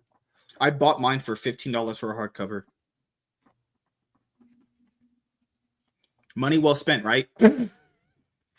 Dude, I would suggest. Should we review that? Find some way to read this. Find some way to read it.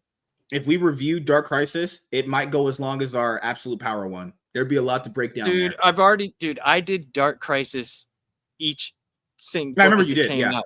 So no, I will never. You remember the whole thing back to back? That's crazy. No, I did it as the issues came out. And then, like, I was going to put it all together as a big, giant video for people to watch. But then I said, you know what? I hate it. So no. Oh, my God. Why did it be like this? Because, dude, I already did all the work. And, dude, I edited those videos nicely. Each one had, like, its own intro. And I had, like, this suspenseful music. I did all this stuff. And then I was like, fuck it. Speaking of fucking things in the ass, that would definitely be Marvel Comics. Yeah, don't get down like that. I'm a Kakashi sensei of the pornography industry. Well, what, you cover your face whenever you bang? Or you have to change your voice and go. That's what Sakura does to Sasuke every episode of Naruto. Before we get to our last topic for the show, good lord, everyone. Sakura as a character is fucking garbage. I don't know what you people see in her. That character sucks ass. What, Sakura? Asura. I'll say I like her in part 2 more, but in part 1 she is just absolute garbage. In what? Part 1 of Naruto. I think she's annoying in part 1 in the beginning. I thought in the Forest of Death when she finally like cuts her hair and kind of like gets over the stigma of being like that brat, Mhm. you know, and I thought she was better. The second part is really annoying because they got away so far from her being obsessed with Sasuke, and then out of nowhere that episode came where she's gonna go kill him, during Or the she told five Naruto she Kage loved summit. him, and it's Yeah, like, and I what the love you. And he's like, fuck? "What are you talking about? This isn't you. I want Hinata. She's got titties. You got nothing. I liked You got how nothing I over liked there." when Masashi Kishimoto put Naruto and Hinata together. I forgot the interview he said why he did it. It's because he felt like Hinata deserved Naruto more. It's like, yeah, because Hinata like actually was always Always there, always always supporting him. supported him. Yeah, After Sakura's that a incident trash with character. Link, Fuck her, dude, she was such a bitch. Remember in the so this didn't happen in the sub, but in the English dub, you remember there was a I did. Okay, no, I've never watched the English dub. I don't know if it was in the sub, but remember after the Land of Waves arc, where she subtly admitted that she did nothing in the arc. Guys, they're fighting Zabuza and Haku, and she just stands there and does nothing. Well, that she said whenever they were inside of what's Zabuza and what was the girl? Oh, it's Haku. Haku. Whenever they were inside the ice thing, and she was like, "They're fighting in there, and all I can do is nothing. I can't do anything. Have they really grown this much?" Yeah, that thing. Yeah, she was a waste, dude. They needed the female character in there. And I understand Masashi Kishimoto can't write female characters, but goddamn, but it made more sense after they put Tsunade in there. Right? She was a good female character. I like Tsunade. Yeah, it made more sense for there to be a Sakura because like they weren't gonna write Shizune as like you know what I mean, like as a big character. So it made sense. But the whole like Naruto being obsessed with her was very annoying because she was just trash. She was trash. I've never seen a character just suddenly admit they did nothing to help it. Yeah, she didn't. She did nothing. She didn't do anything until the Forest of Death. And after that, she didn't do anything after that either. She didn't do anything. Ino. No, and that was it. She didn't do anything until her and Granny Chio went and fought freaking. Oh, we can't forget her legendary L, where she thought she was the strongest Naruto and Sasuke to fight Madara in his like Six Sage buffed mode, and she just got one shot. Kill me now, please. The end of that though killed me. I understand what people say. Like if you binge Naruto, because I was there watching it, like you were like week to week, we were like actually inside of it. The way you'll feel about Sakura if you have to binge it versus when you have to watch it is so different. You know, I understand if you just you binged it, you don't probably see the issue with it. But if you were there week to week watching this character suck ass for years on end, it's still a problem when you binge it, dude. It probably is. This is probably less horrible. But then again, well, it might be more because you don't have those weeks in between to decompress. You're right. Yeah. Might be more. You never know.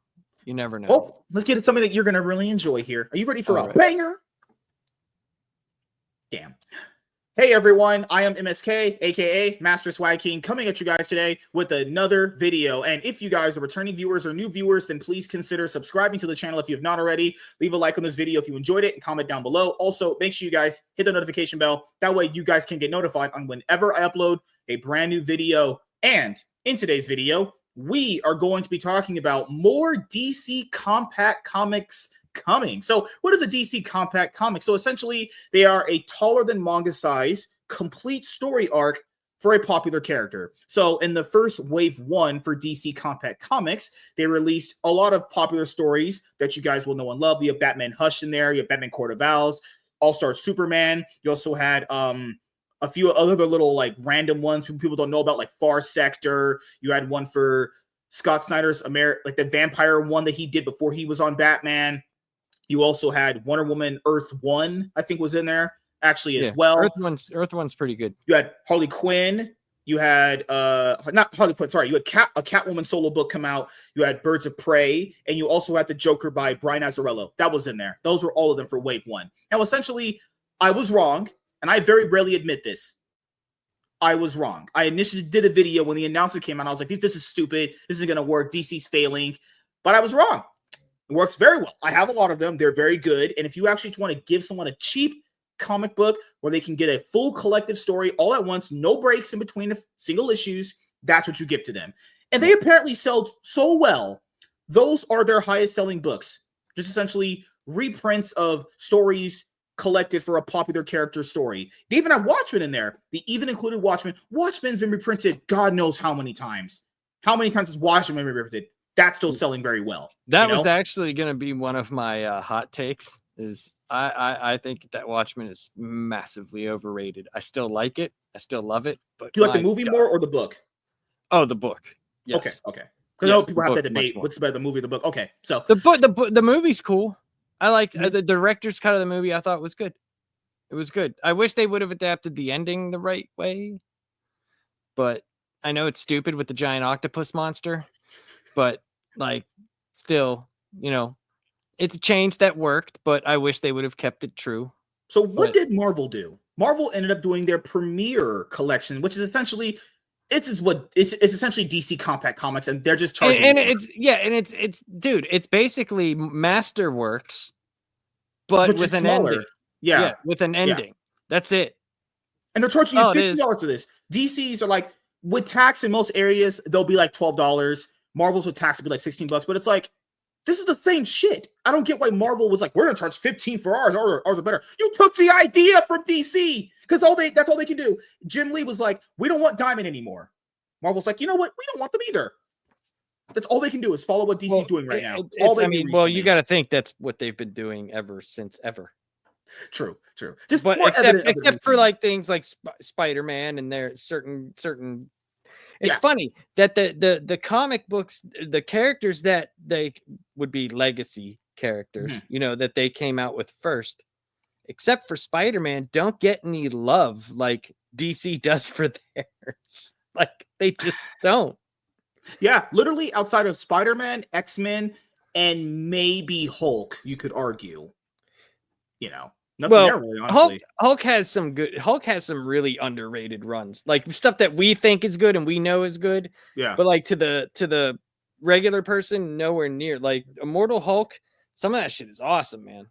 Some of that shit's real good.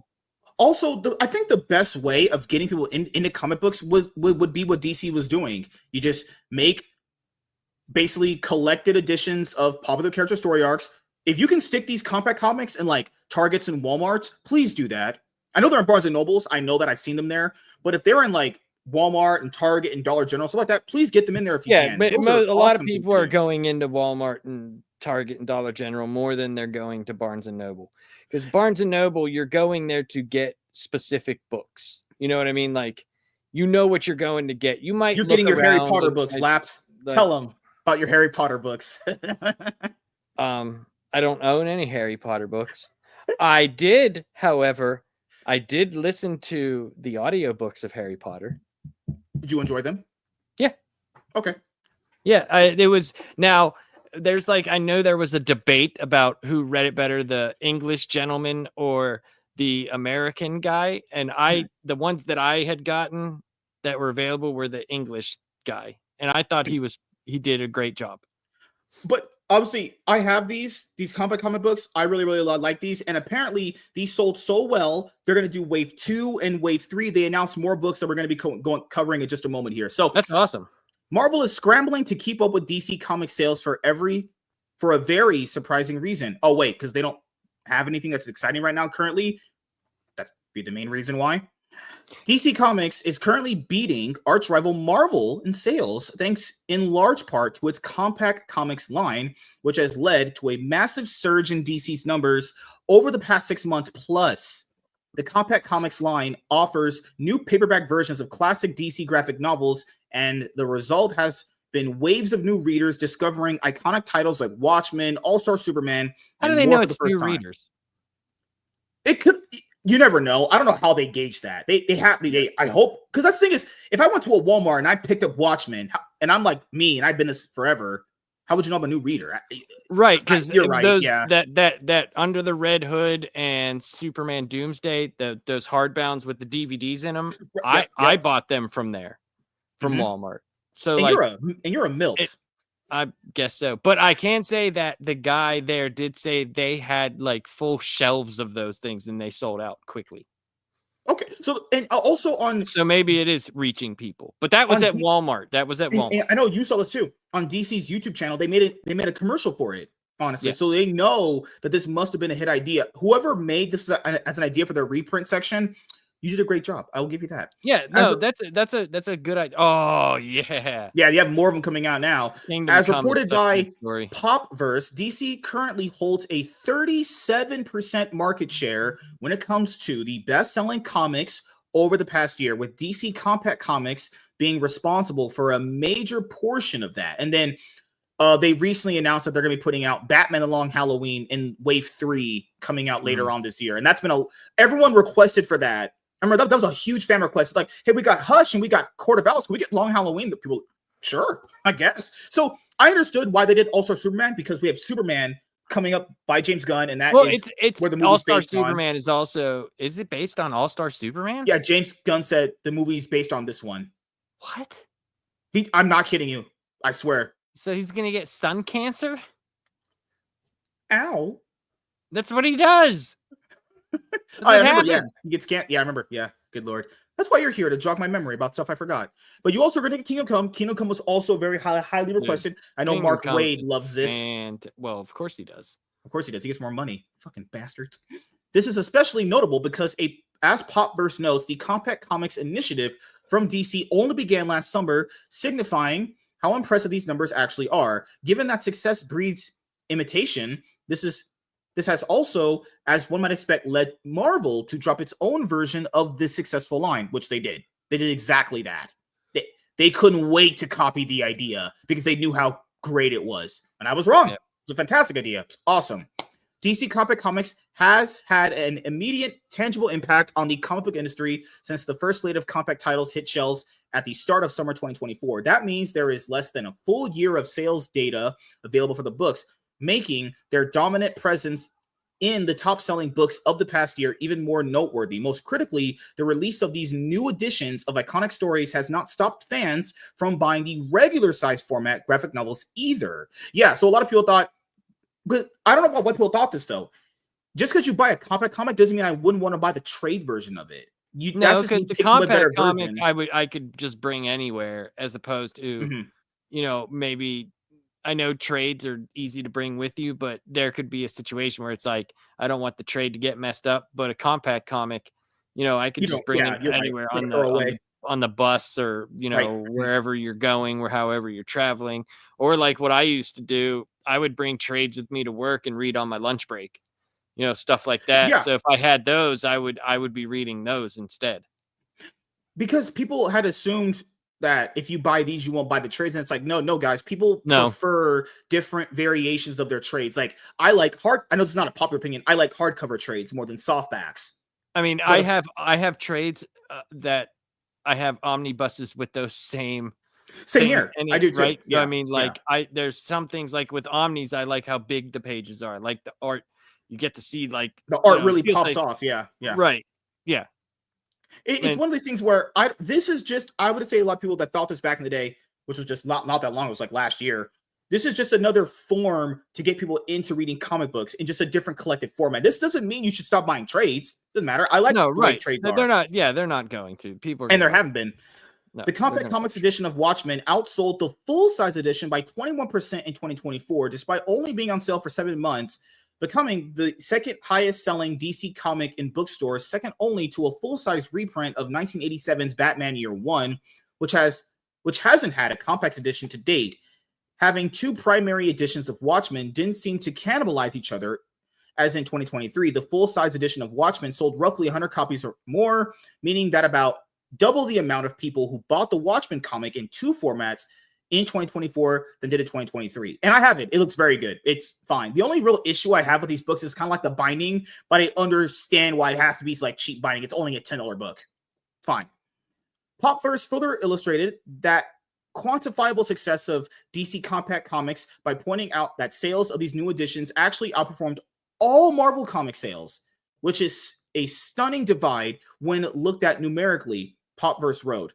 To put it in another way, among the top 20 bookstore bestsellers in 2024, DC Compact Comics line alone accounted for 15% of its That's sales by crazy. unit. That's insane. That's crazy.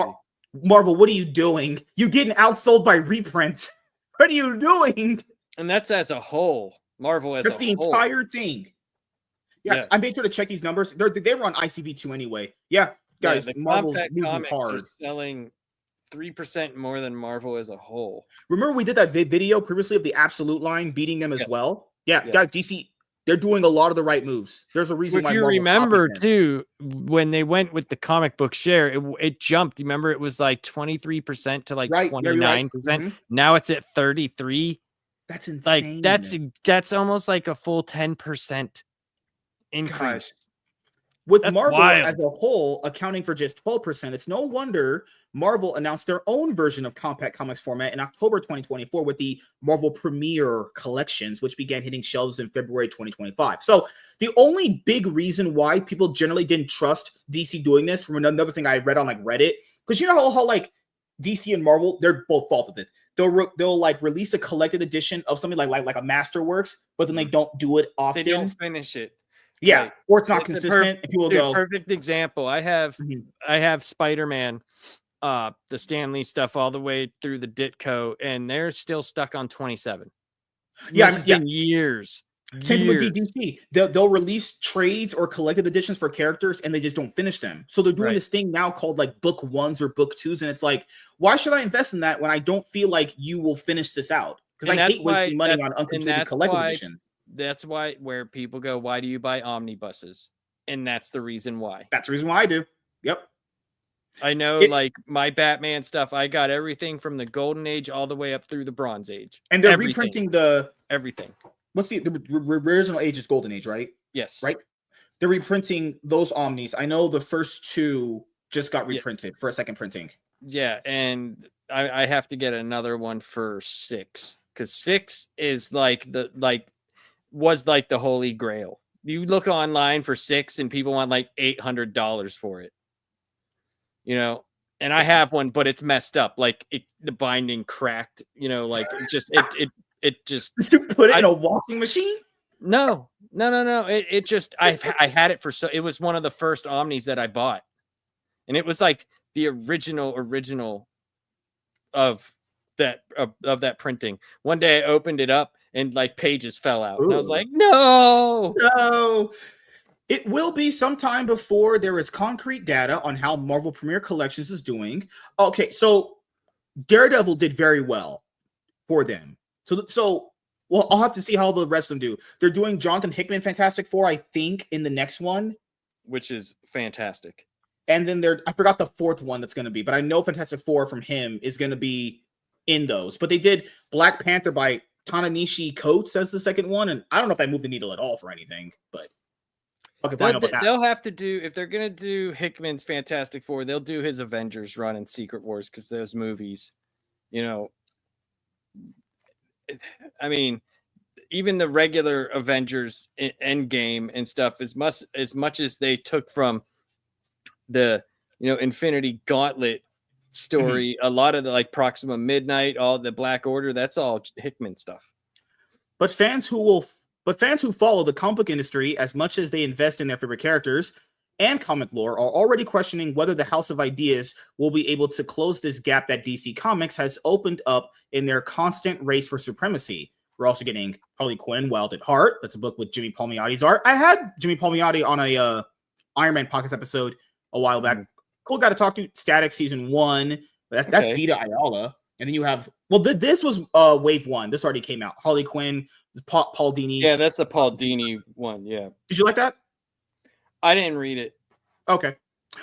DC released 10 compact comic titles in its initial wave, including Watchmen, Batman, Hush, Harley Quinn, and the Gotham City Sirens, just to name some of the standouts. The breakout success of these editions makes it a no-brainer that the publisher will release another round, presumably sometime this year, featuring more legendary DC comic stories. This will be the true litmus test of how sustainable the sales for DC compact comics are. And certainly, it seems as though the time is now for DC to at least announce the next installment in the imprint.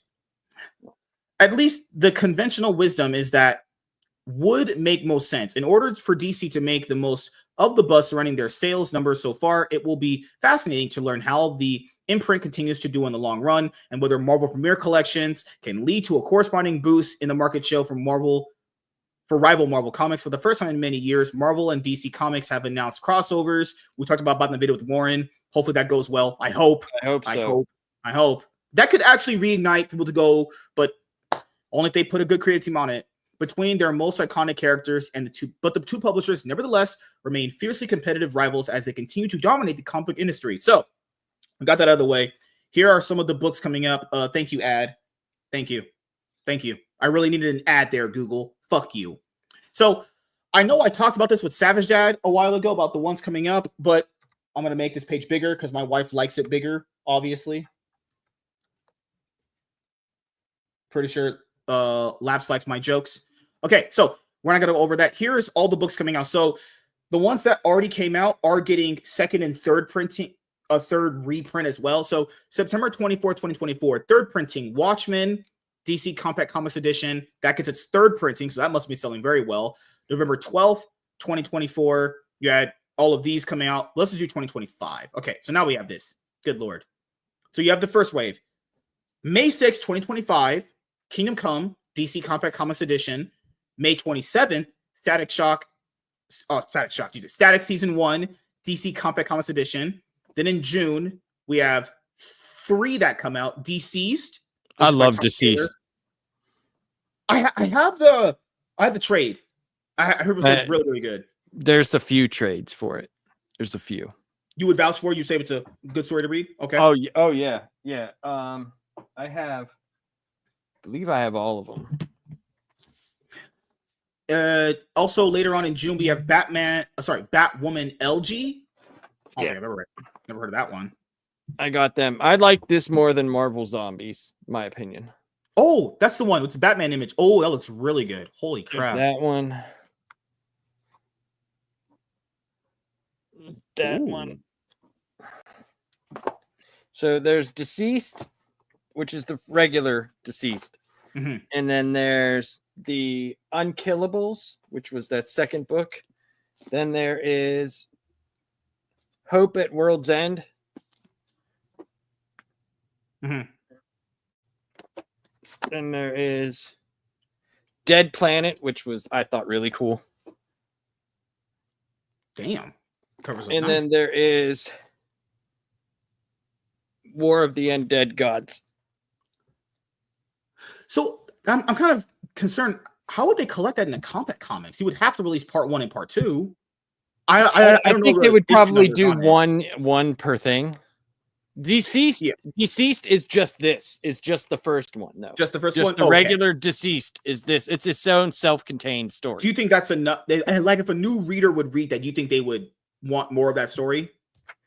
Yeah, because it has its own like genre, kind of like the Marvel Zombies. If you remember how popular that was, you know, people love their zombies. It looked like DC learned from what was popular for that and made it better. And that's just my opinion. You're fine. And I like Marvel Zombies. I do. I actually have that also. And the last book coming out in June is Superman Birthright, DC Compact Comics Edition. That's written by Mark Waid. That's essentially another retelling on Superman's origin story, as I heard. And then you get into the books coming out in July. You have the first book in July, which is The Authority, book 1. That only came out and got announced because they were supposed to do an Authority movie for the DCU. And this was announced, obviously, a while ago that they were going to do that movie. That movie's been kind of shelved right now, but you will get The Authority book 1. Also in July, you're going to get Superman Batman book 1 with, Jeff Loeb and Ed McGuinness and all that stuff. And you have 2 books in August. You have DC The New Frontier. That's Darwin Cook. I have that in a trade. I'll reread it very soon. Superman Batman, this up here, like this thing? I think it's that one. Yeah. Okay, because there's 2 full ones, and there's I think it's Jeff Loeb. I believe that. That sounds right. That sounds right. I could be mistaken. I'd have to look. You have Wonder Woman Blood and Guts. That's actually that's not bad. I read Joker by Brian Azzarello. That was really good. I like this guy's stuff. September, you have 2 books. You have Death, DC Compact Comics Edition, and Harley Quinn, Wild at Heart. That's what Jimmy Palmiotti's art. October has 2 books. You have, obviously, Batman Along Halloween. Obviously, it's October. It's Halloween. Ooh, Why the Last Man? Book 1. Okay, that's cool. November, you have 2 books. V for Vendetta. Mm-hmm. We 3, DC Compact Comics Edition. It's and then that's it. Grant Morrison deal. Yeah. These are all the covers for the Wave 1 titles. This is the Wave 2 title covers right here. It's cool. Can't wait to get some of these. Yeah, I'm excited for them. Hell yeah. She's orange. Whatever. I'll discuss that later. So wait, is that right there? That Superman Batman, is that the Public Enemy stuff? I think it is. It could be, right? I'd have to look because I know I have some of this. I know I do. I'd have to look in my upstairs trades because I'm going to be bringing more stuff down here and like switching some stuff up so people can see other books. He also said he was going to give all his collection to me. He did say that, guys. Remember that? I said if I died, you could have it. Sure. So to kind of wrap this up, DC Compact Comics are selling very well. DC's got it's a great idea. 2 more waves of these. Great idea. I'll just get your closing thoughts and opinions on this. You gonna grab any of these or? Yes. Because like I said, I didn't know about them until you brought it up to me. Mm-hmm. So I wasn't looking for them. And where I go is like how my store is set up. They have a wall with like totes on it. That's like all new stuff. Right. But I just get my pull list and then they have this awesome, instead of just open files of like A, B, they actually have filing cabinets, right? That you can pull out and it will say like Batman on this instead of all the B's. Like it's such a long wall. It's like forever. And it has like probably a good like 400 or 500 drawers that you can pull out for individual characters. So like they do stuff like that and they have like Marvel and a Marvel wall, DC wall. So I didn't know about those until you told me. And then when you did, that's when I started looking for him. And he does get them. He says they sell a lot. So it's a great idea. Like, I'm going to be getting like, I'll definitely get like Kingdom Come. I'll probably get all the first edition, like, well, not first release, but you know what I mean? The ones that released in the first wave, wave ones. Yeah. And I'll probably get wave 2 just because a lot of those stories I like. And honestly, like my wife will like those so she can read them.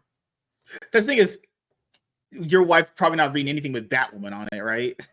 My wife reads surprisingly, my wife will just ask me, like, she'll notice I'm reading something and she'll be like, is that any good? Like, well, I like it.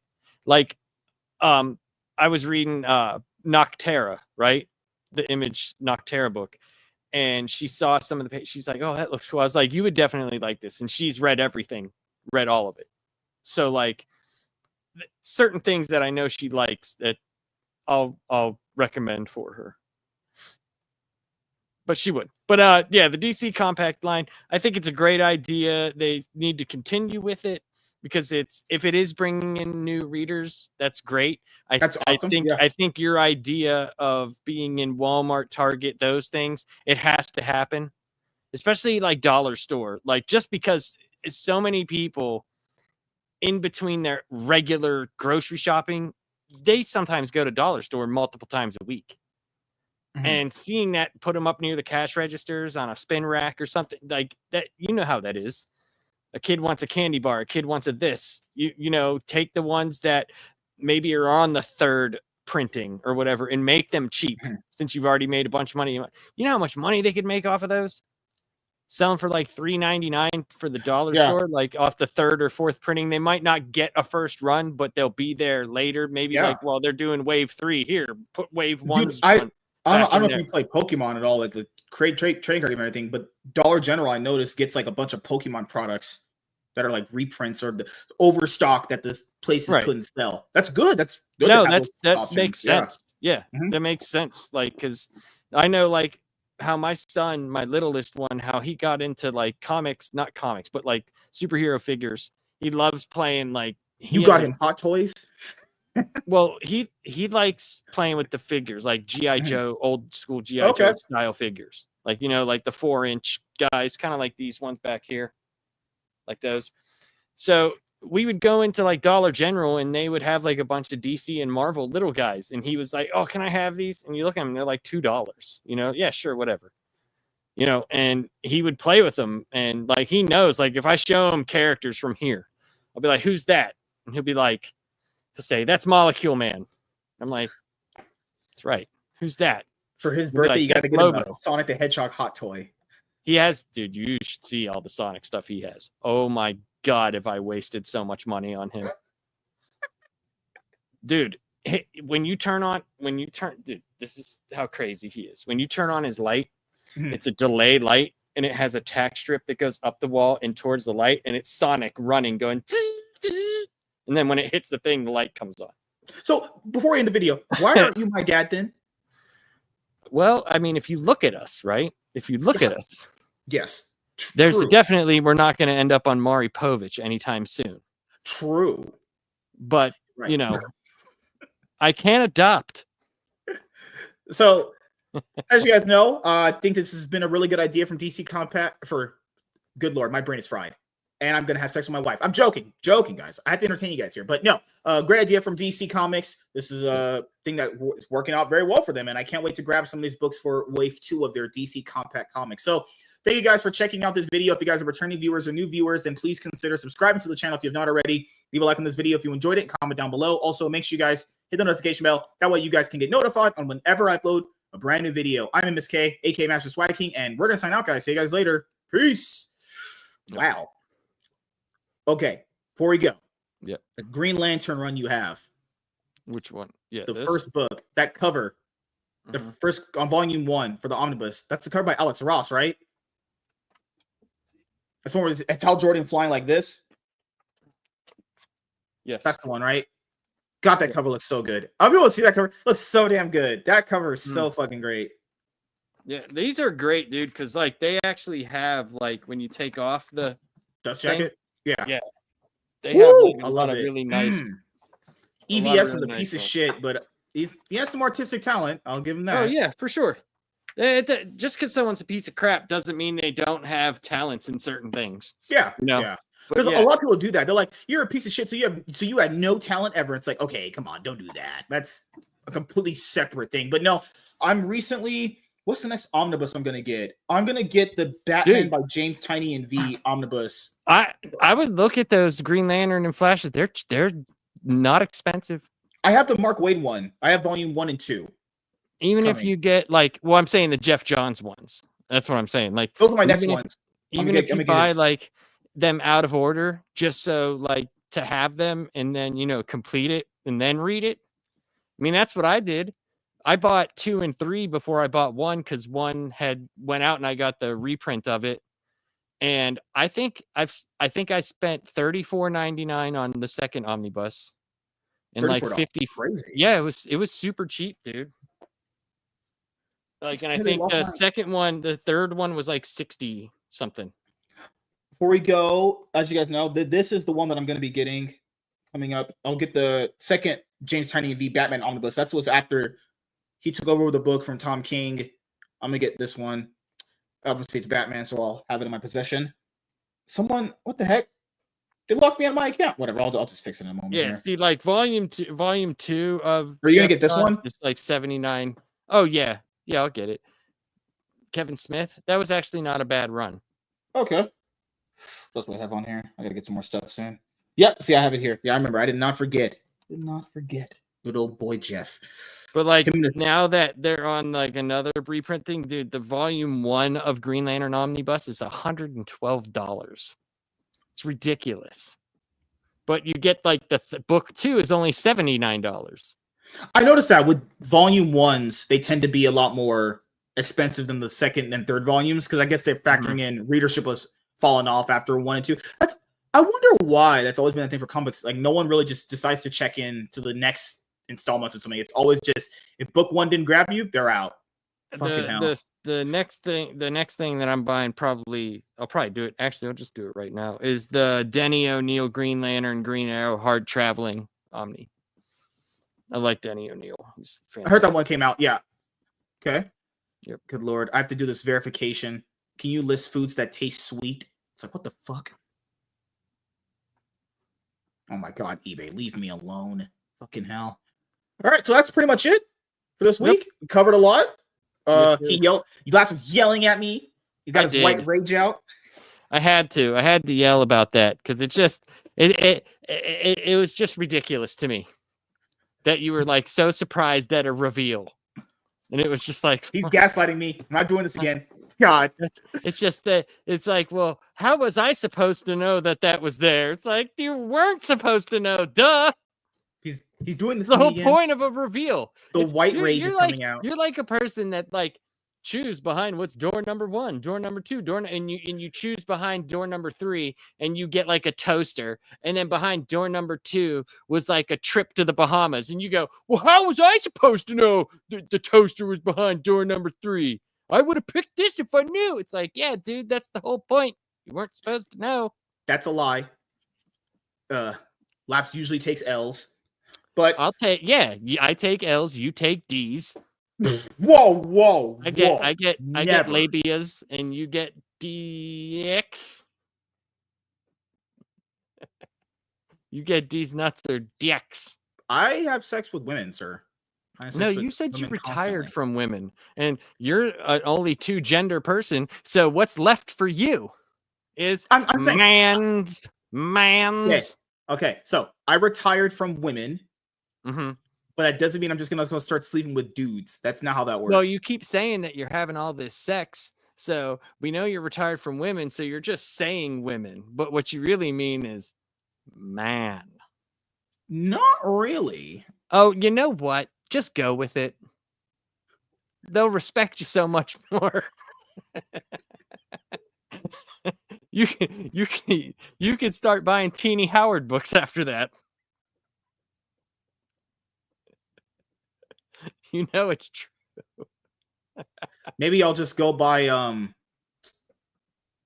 T. Franklin Spider-Man comic books. The one where she had a paraplegic spider girl where her crutches produced the spider webs.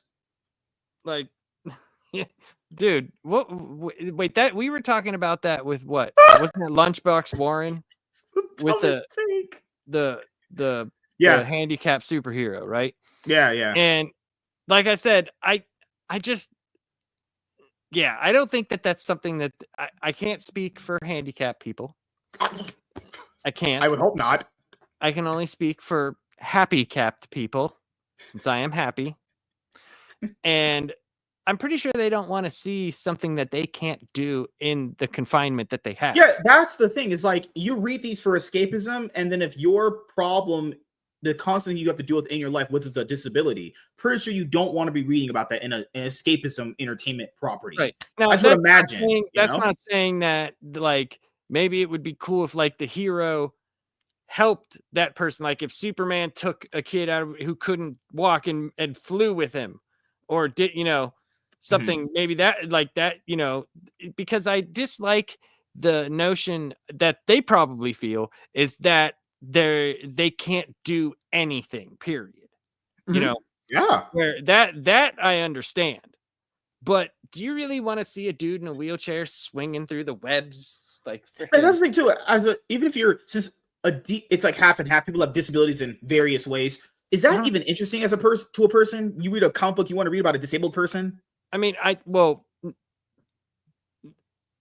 no, like I'm saying, like, yeah, I know what you're saying. Yeah, it's like I don't have a problem reading about that. Me neither. It's more the notion of just because they're handicapped, we have to write this way. And it's like, that's one of the things that, how like a person will say, like, if you're gay, I only want like a gay actor playing a gay person, right?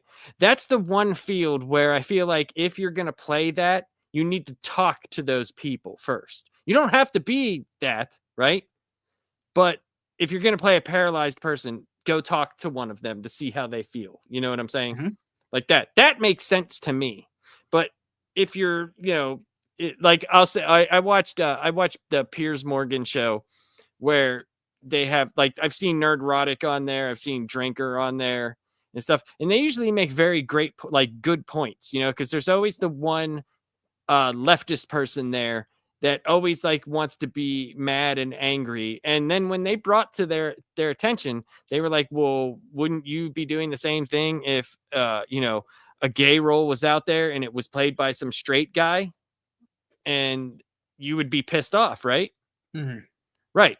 So it's like that contradiction lays inside of the people who cast that normally, but it's also there for the people that write that. So like I personally would not say I'm going to write this, say, handicapped person story without the knowledge of being handicapped.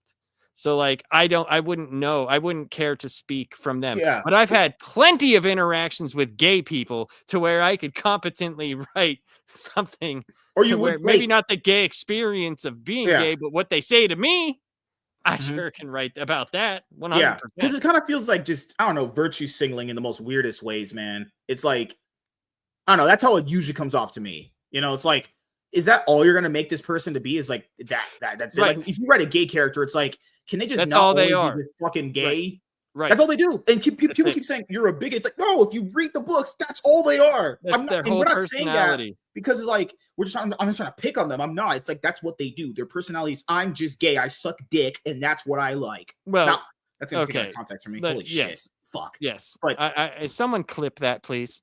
no, don't Yes, do that. please clip I that. like women. I have sex with women, but goddamn. Well, it's a good thing I'm screen recording this. I'm clipping the shit out of that. No, I'm Please joking. don't. I'm not. My reputation's on the line, man. Your reputation is too good for this show.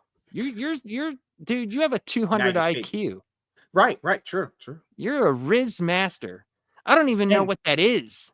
And you know what, man? You're so smart that you have words that I don't even know what they are. Diamond Comics Distributor got bought, so we'll still have free comic book day. Hopefully, allegedly. Before we go, last one I ask you, how does your shop do with free comic book day usually? So what they do is usually at the beginning of the day when they're open, they have a big giant stand outside the door. Yeah. And people just take comics. Oh, that's it? Oh, okay. That's cool. But once those run out, you go inside and they usually have it up by the counter. And whatever you buy, they're like, hey, here you go. Or if it's regulars, because listen, I don't know if you've ever seen the show Big Bang Theory, when they go into the comic book shop and there's always like, dude, there's like me. I used to do this when I lived closer, but like me and like 8 other dudes were always there. Like that was where I went.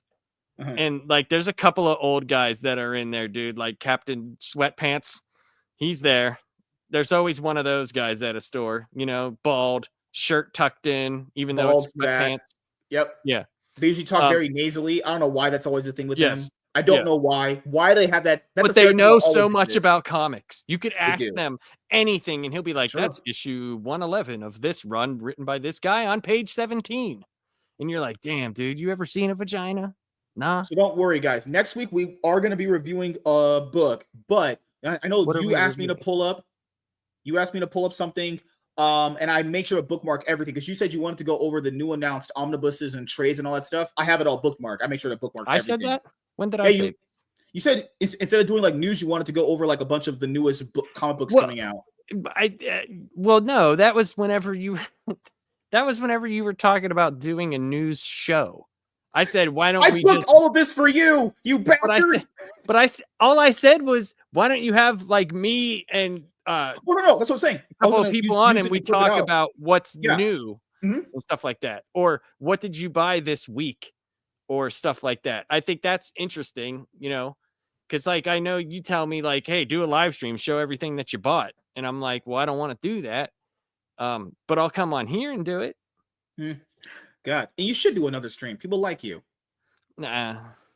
Why you guys gotta be this way, man? Well, because are you taking your son to the Minecraft movie? If you do, apparently they are attaching a 5-minute preview of the Superman movie to the Minecraft movie. We're definitely going. He's definitely wants to see that. Yes. Oh gosh. Well, that's pretty much it. I'll be going on the Thursday that's what's cool about my. I might literally just go to see the preview and then just leave. Oh, dude, I'm gonna watch it. I'm gonna have fun with it too. We're gonna be loud and obnoxious, and it'll be a great time. Anything else you want to let the audience know that you're working on before we head out? I'm working on work. I'm working on audits right now. Why are you auditing people, you evil human? Well, because, dude, I have to. Like, that's what the government pays me to do. That's true. You know, I mean, they pay me pretty big money. I have if I do everything right this summer, I will have a huge bonus check come September. Like, oh God, massive. Burger King for the W with the W tweets. Burger King always lining up the dubs. If you're craving a joke for April Fool's Day, try one of our competitors. Oh, that's about right. You know what sucks though? Freaking, they are so hit or miss. Like different locations of Burger King. Some of them, the Whopper is fantastic. And then other ones, you're like, oh my God, I think I just chicken fries are really good. I like the chicken fries. Damn. Roasting everyone. But yeah, as you guys know from myself, I'll probably end up streaming League of Legends later on tonight after I get some videos edited and done. I'm going to make you a League fan one of these days. You're going to love it. Dude, you do not know me. You're crazy. Do you want to know what my video gaming is? Do you want to know what I'm doing right now for video gaming? Don't you play retro games usually? I have almost every system that I've bought. Like I still have my Atari. I still have my Nintendo, Super Nintendo. I never owned a Sega Genesis growing up, but I have bought one since then. My wife actually grew up on Sega, so she had that. Out of the consoles right now, between the Switch, the PS5, and the Xbox Series X, which one do you usually play more? Oh, PS5. The exclusives are way better. Because you play Marvel Rivals, don't you? No. You don't play Marvel Rivals? Okay. I have. Okay. I play a lot of single-player JRPGs. Did you play the new Assassin's Creed game? No, I have not played it. Okay. Did you like the Spider-Man 2 game they came out with? I liked everything except this one certain mission where you had to do it. Like you played as a deaf girl? It's the deaf girl one, right? The deaf girl one was whatever. That was short. That one was short. But the one where you have to help the gay dude ask out another gay guy for the prom, right? Listen, hold on. Listen how stupid this is. You have to literally do all of this stuff, right? And you can't skip it. And you have to have this.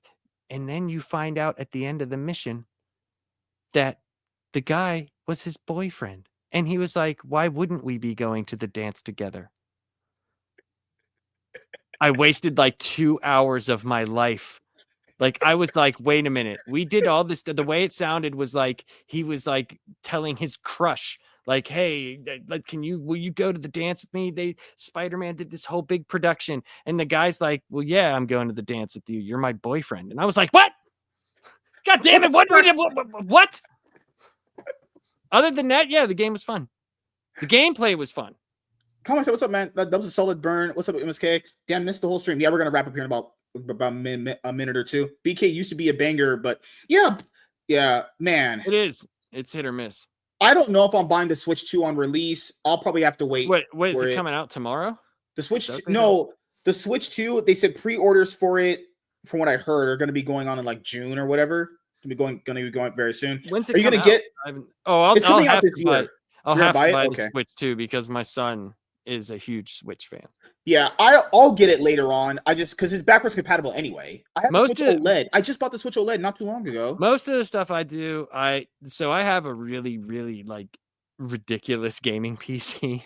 Like I have two 4090s in it. Like I have a machine that I can emulate PS3, PS4 with no problem. It has a PS5 and an Xbox Series X motherboard built into it. Yeah, remember they're going to do a direct on it. Yeah, we'll probably cover it in the video we'll probably cover it in the panel show. So right now I've been going back on the PC XS2, the PlayStation 2 emulator, and downloading like different mods or texture packs for like role-playing games and stuff that I did. Like perfect example, like I'm doing Dragon Quest V, right? Dragon Quest is one of my favorite series. Well, we only got 5 for the DS, right? Which is it's a great game, cool. But in Japan, they had a PS2 version of it, right? Because it's one of the most popular Dragon Quests, and Dragon Quest is much more popular than Final Fantasy out in Japan. It just is. Here, Final Fantasy is more popular. But Japan got one for PS2. Well, a bunch of people did translations for it, and they actually added some HD texture packs. So I do that a lot. I play a lot of. One thing I do play on PS3 is they put out a texture pack and a team pack for NBA Jam on Fire mode, and you can use like Michael Jordan, and like you can put different guys together. It's freaking so much fun. So much fun. Like using Kareem and Shaq on a team is hilarious. Lord. So I like a lot of emulation and doing stuff like that. I play a lot of VR.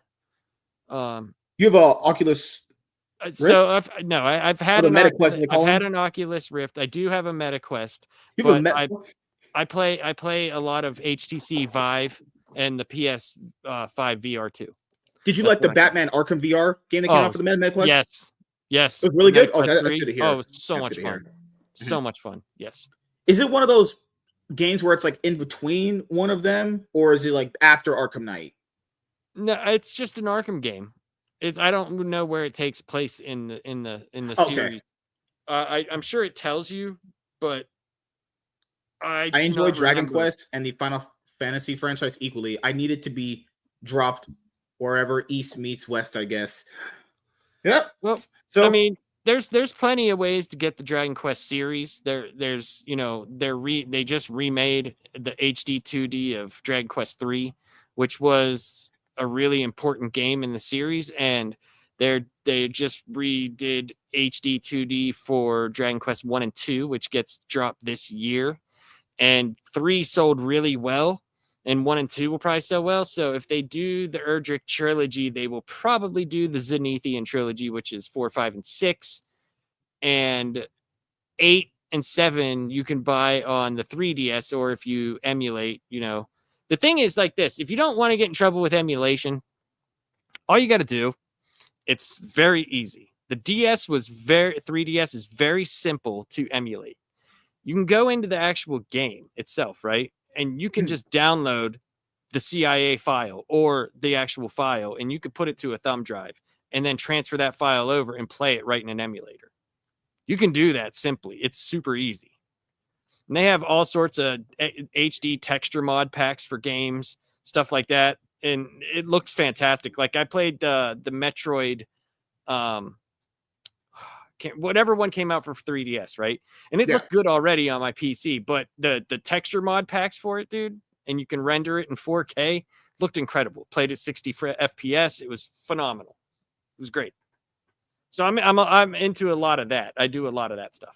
I almost got tricked by an April Fool's prank. But yeah, it was great having the show once again. We'll be back here again on Tuesday for reviewing something and a few topics, as you guys know. And as you guys always know, I am a Big Daddy Riz Master and a top G. But later on tonight, probably might stream League. But if I don't, probably just editing videos. Tomorrow we have the panel show. And I have a one-on-one with John's Longbox, who is just a encyclopedia of comic book knowledge for the most part on Marvel and DC up to a point you start reading them. What else is after that? Probably going to go bang my wife in Vegas. I have a Lamborghini, so I'm going to go drive out there, honestly.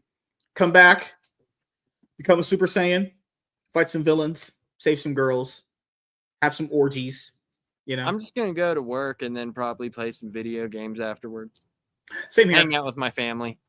God, I'll probably just beat off after this, honestly. But yeah, thank you guys for checking out this episode of